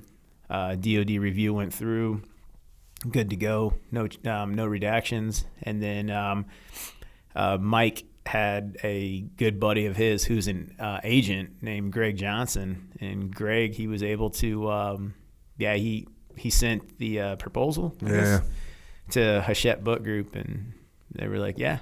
So that's basically what got that started. I was in Afghanistan most of the time, but I still couldn't believe it. And the first time I was in Afghanistan when my book released, July 7th of this year, and I remember this kid came up to, I call him a kid because I'm 42 and he's a young private, and he said, hey, can I ask you a question, sir? I was like, yeah. He goes, did you write a book? And I was like, no, I didn't write a book. And he goes, huh, that's funny. And he held the book and he goes, because this kind of looks like you. He's like, give me that book, you little son of a bitch. Like, I'm not here to promote a book. I'm here to do a job. And then I was like, well, let me see that book. And that's the first time I ever touched my book. While you were on the ground in Afghanistan. Dang. Yeah. So what's the future hold? Another deployment. But my wife and I actually, strangely enough, we are going down the adoption route now. Oh, right on. Yep. So IED kind of made it to where having kids is going to be an issue, but adoption is not. So we're starting that whole process right now, and it's very murky. so we'll get all that done, and hopefully within the next year we'll open up our home and give a little one a great life. And that's so awesome. That's what we're going on. And I don't know. Other than that, just kind of living life and riding the lightning and slowly trying to build up people around me, making up for years of destructiveness. So, man, look, I've had you over here for over 3 hours. People can find you. Where can they find you? So I actually have a website. It's ryanmhendrickson.com. And then I'm on Instagram at Tip of the Spear RMH. But yeah, the website that has the links to everything. Yeah. So it's ryanmhendrickson.com. Yes. Mm-hmm. Right on, man. Awesome. Echo, you got anything else? No, I don't actually. That's a shocking moment. Yeah, kind of. Yeah, that's a shocking moment. Any closing thoughts, Ryan? Yeah, I mean, we talked a lot about my dad, but I it's the guy's a hero. and some good advice. Definitely that has helped change my life around. And then like we were talking about with Dawn, my wife. We had dated since 2008, and in 2018 when we got married, it was kind of like, hey, I'm gonna tell you what's gonna happen there, guy. We are getting married before you go back to Afghanistan. I was like, man, what if I say no? She's like, you're not. We're getting married. Like, this is happening. So okay. So, but yeah, she's a stud, and I'm blessed. So, but there's a lot of people that have done some, amazing things in my life, and I do. I think a lot of these different organizations out there, like the Green Beret Foundation, and I know the SEALs have one and the Marines have one, but they really do. One of the things that I would have to say that I'm most proud of, because I see it from my dad, is my dad got closure on the Vietnam War, seeing how I was taken care of. Mm-hmm. And the military has done a very good job at taking care of us, of guys that we come back changed forever. And there's still a lot of work to do, but it's good. It's good. And I'm proud to be a soldier. I'm proud to have served my country, and I'm proud of everybody that has. And I think we're on the right path. So awesome, man. Mm-hmm. Well, thanks for coming on here to share this story, and it's quite a story, and obviously, and much more important, thanks for your service, thanks for your sacrifice in the Navy, in the Air Force, and in the Army. Thanks for being out there. Mm-hmm. Thanks for keeping evil at bay. Thanks for protecting your brothers and your comrades, and most of all, thanks for protecting us in this great nation. Yep. Appreciate it. Greatest nation on earth. Amen. Yep. And with that, Ryan Hendrickson has left the building to go and carry on and live the best life that he can. And it certainly seems like we should do the same. Agree. Echo any recommendations, suggestions on how we can live the best life we can? What do you got? I would say overall there's a lot of things we can do. So this might seem like an obvious one because we talk about it every single time, but I'm going to say it again. Oh, yeah, I'm going to say it again. Seems like you are. Anyway, we're working out. I suggest, or should I say recommend, reading too. I was about to say, we don't really talk about reading that much, but technically we do talk about reading a lot. Well, we're reading. I mean, I'm literally reading all the time. That's what I'm saying, yeah. So, so boom, we're doing a bunch of things. We need improvement things, we need generative, not degenerative, for lack of a better way of putting it. Someone's been reading the thesaurus. Anyway, while we're working out, we take a beating. Your body takes a beating. I just got over bursitis quickly, by the way. Again, by the way. I narrowed down what causes my bursitis in my heel. Weakness. Let's say the limitations of my body. How about that? Okay. From time to time. Weakness. Anyway, we don't want to worry about our joints while we're taking those beatings with our workouts. It's part of life. But we don't want to worry about that kind of stuff. So, good news. Jocko Fuel. So, we take our supplementation for our joints, which is, I'm just going to start with this, which is Joint Warfare Super Krill Oil. Boom. It'll sort your joints right out. So you don't have to worry about them. Also, immunity, right? That's a big thing. Getting sick, these are things that we don't want to have to worry about. Joints, immunity. So for immunity, we got vitamin D. Also, Cold War. Take these. Yeah. If you don't want to worry about immunity. Definitely take these. Yes, sir. Also, what do we got? Discipline, supplementation, kind of like not even really technically a supplementation, but you want to go kind of lifestyle. Kind of a lifestyle thing. Lifestyle. And actually, now that we're thinking about the way Ryan used the term lifestyle, it could be used negative. Yes. Because I'm thinking now, if you think about the Joint Warfare is a lifestyle. Krill oil, Super Krill is a lifestyle. Yeah. Oh, yeah. Yeah, fully. You should make vitamin D a lifestyle. That should be part of your life. It's the way you live. Cold War, the way you live. Yep. Why would you not do that? There's no reason to not be living this lifestyle. There's zero reason. It will make you better. Yeah. That's that. Same thing with the discipline. Yep. Yeah, it's true. So discipline is one of those, when you first came out with it, I was like, yeah, cool. Cool. I'll take it. But Maybe you didn't really understand. I didn't really Do understand. you understand now? I am of full understanding at this time, I think. So yes, that is a lifestyle. So discipline has 3 methodologies of deployment, for lack of a better way of putting it. Boom, discipline powder, pre-workout. That's I'm saying my little routine, my little lifestyle, if you will. Pre-workout is the powder. Discipline Go, the pills, I don't take. Just don't have to. Yeah, well, that's me, because I'm going to talk and I need that little Different lifestyle, Need a little- exactly right. little hitter. But the Discipline Go cans, energy drink, that's just like a Real energy. That's like I a hate, treat too. look, I don't want to group this in with energy drink, because we know what that means. Yeah. It's actually, we know what that means. This isn't an energy drink. It's real energy. A healthy energy drink. It's definitely healthy. Somebody asked me the other day, like on the social media platform, is this social healthy? media. Imagine being asked if it's healthy, and I get to say, yes, it is. It's actually healthy. Yeah. Also, I'm sure you had that feeling like kind of like Tim Kennedy had when you asked him if he was allowed to shoot his guns in his backyard. Oh, yeah. Remember when you asked him that? He's like, I'm not even going to justify that question with an answer. It's kind of like that. You kind of feel that only because you know, though. But Yeah. here's the thing. That's a good question. But it is a good question. And also, it's a good question because the chances that you go through the effort to actually make something and spend the time and effort and money to make something that's actually good for you, the chances of that are rare. Yep. But we did it. Did it. And Discipline it is going done. to can.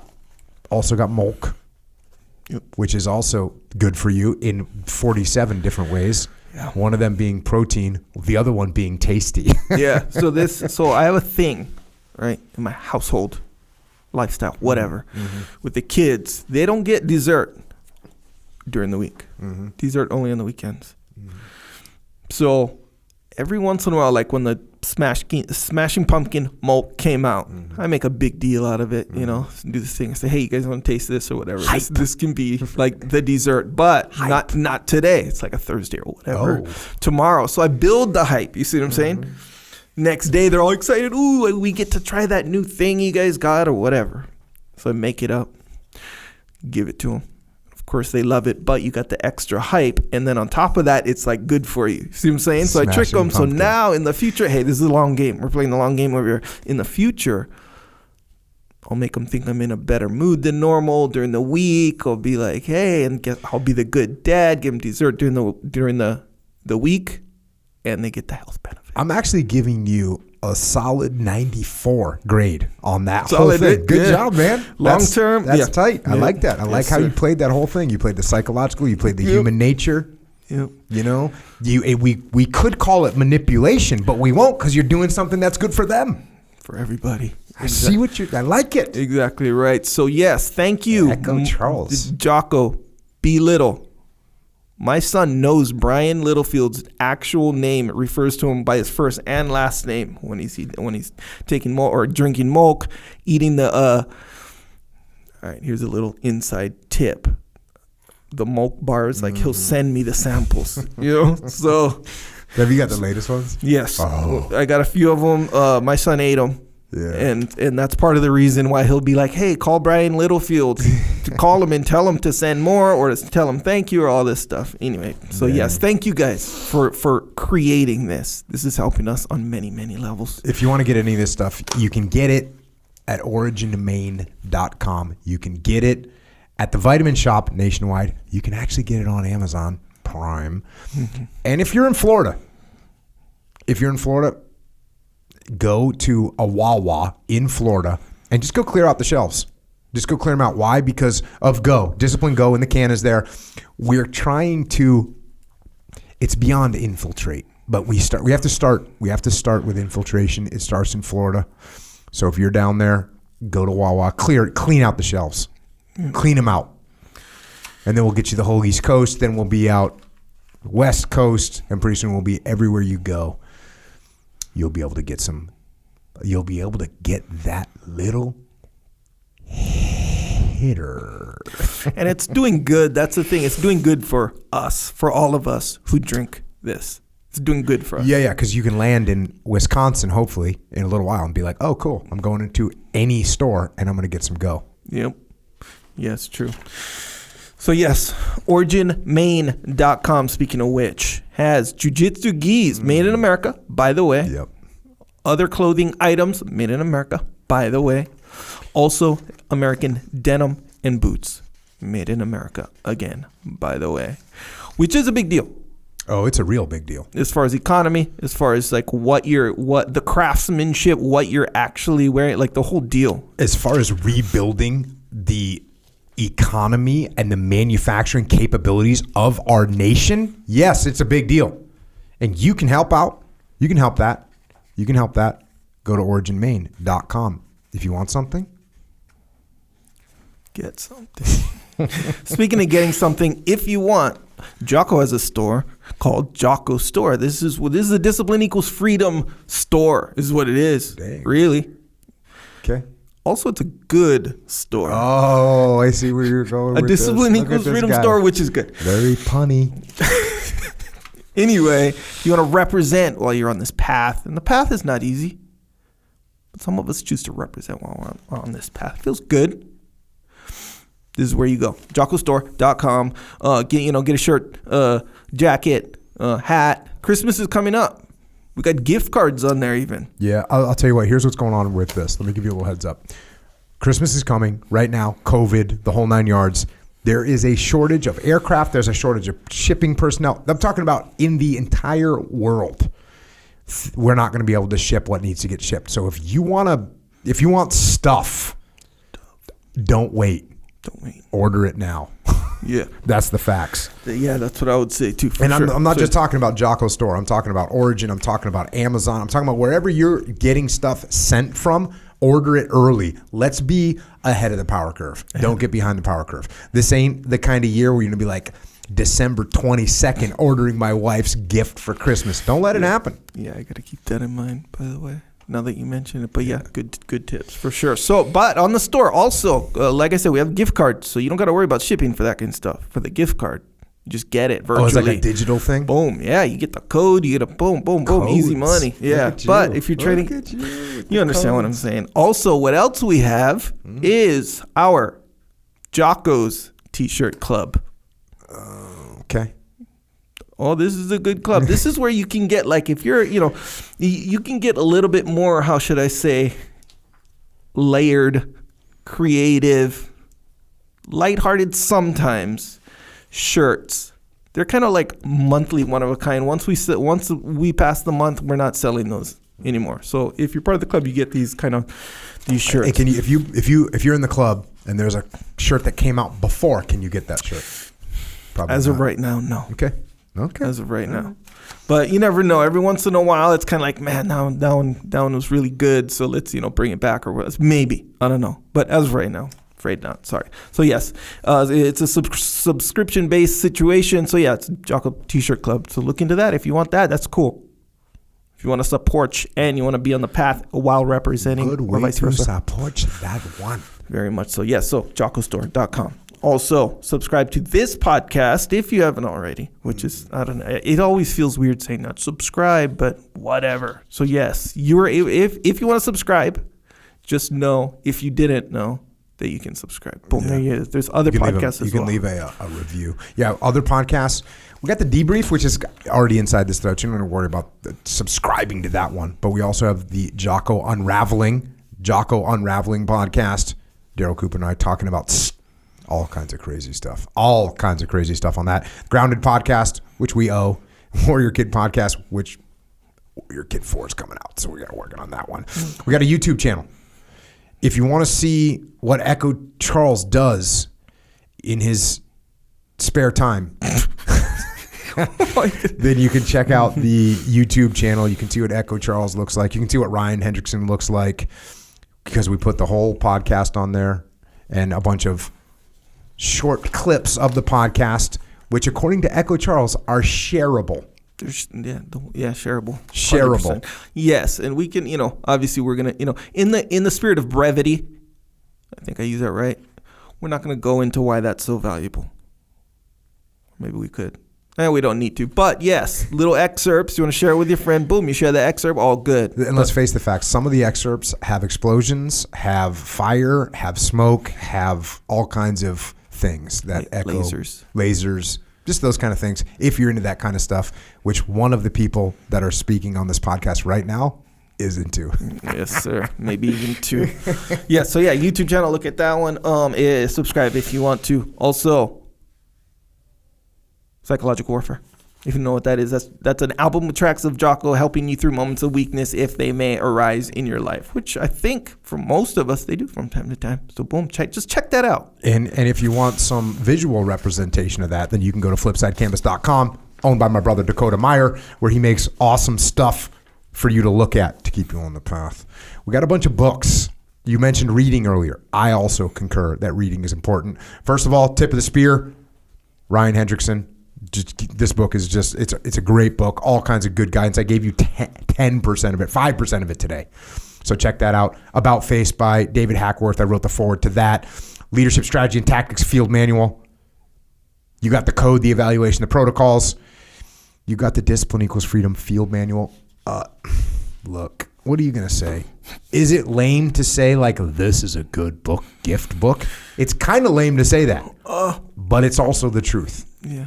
It's not lame to say that. The truth is, this is a book you can give to somebody as a gift, and you don't feel like, oh, I was wandering by the bookstore and I thought you might like this. Like, this isn't that book. This is a book like, hey, I got you this, and people are like, check.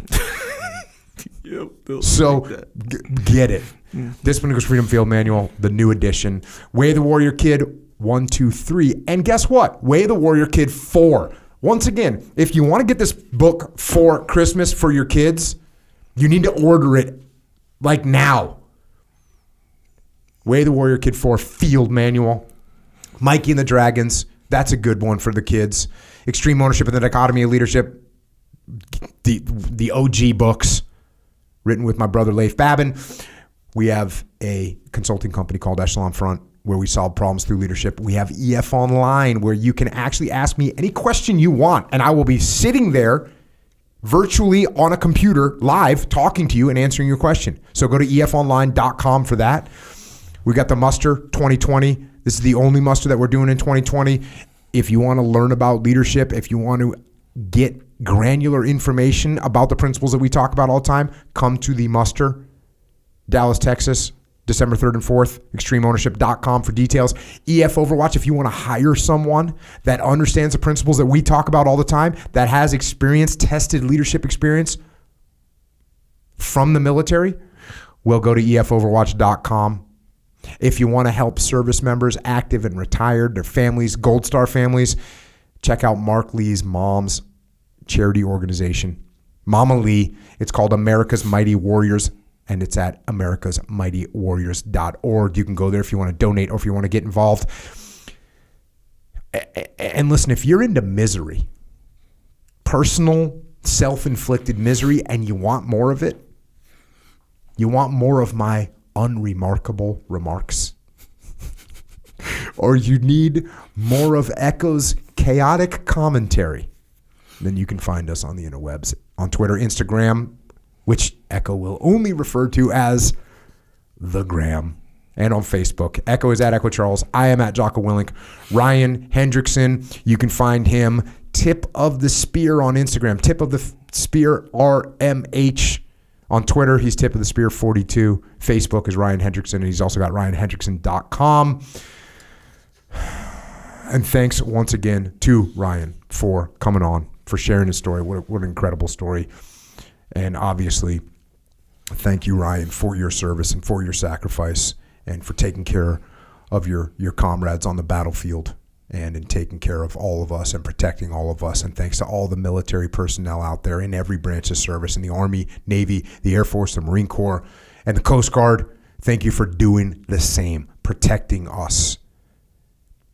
And that also goes for our first responders here at home. Police, law enforcement, firefighters, paramedics, EMTs, dispatchers, correctional officers, Border Patrol, Secret Service, all of you. Thanks for protecting us here at home. and to everyone else out there, like Ryan said in his book, what doesn't kill you makes you stronger. But that doesn't happen on its own. You have to choose to get stronger. Take control of your life. Take responsibility for your actions. Something I call taking ownership, extreme ownership. And yes, do that. Go out there every day and get after it. And until next time, this is Echo and Jocko. Out.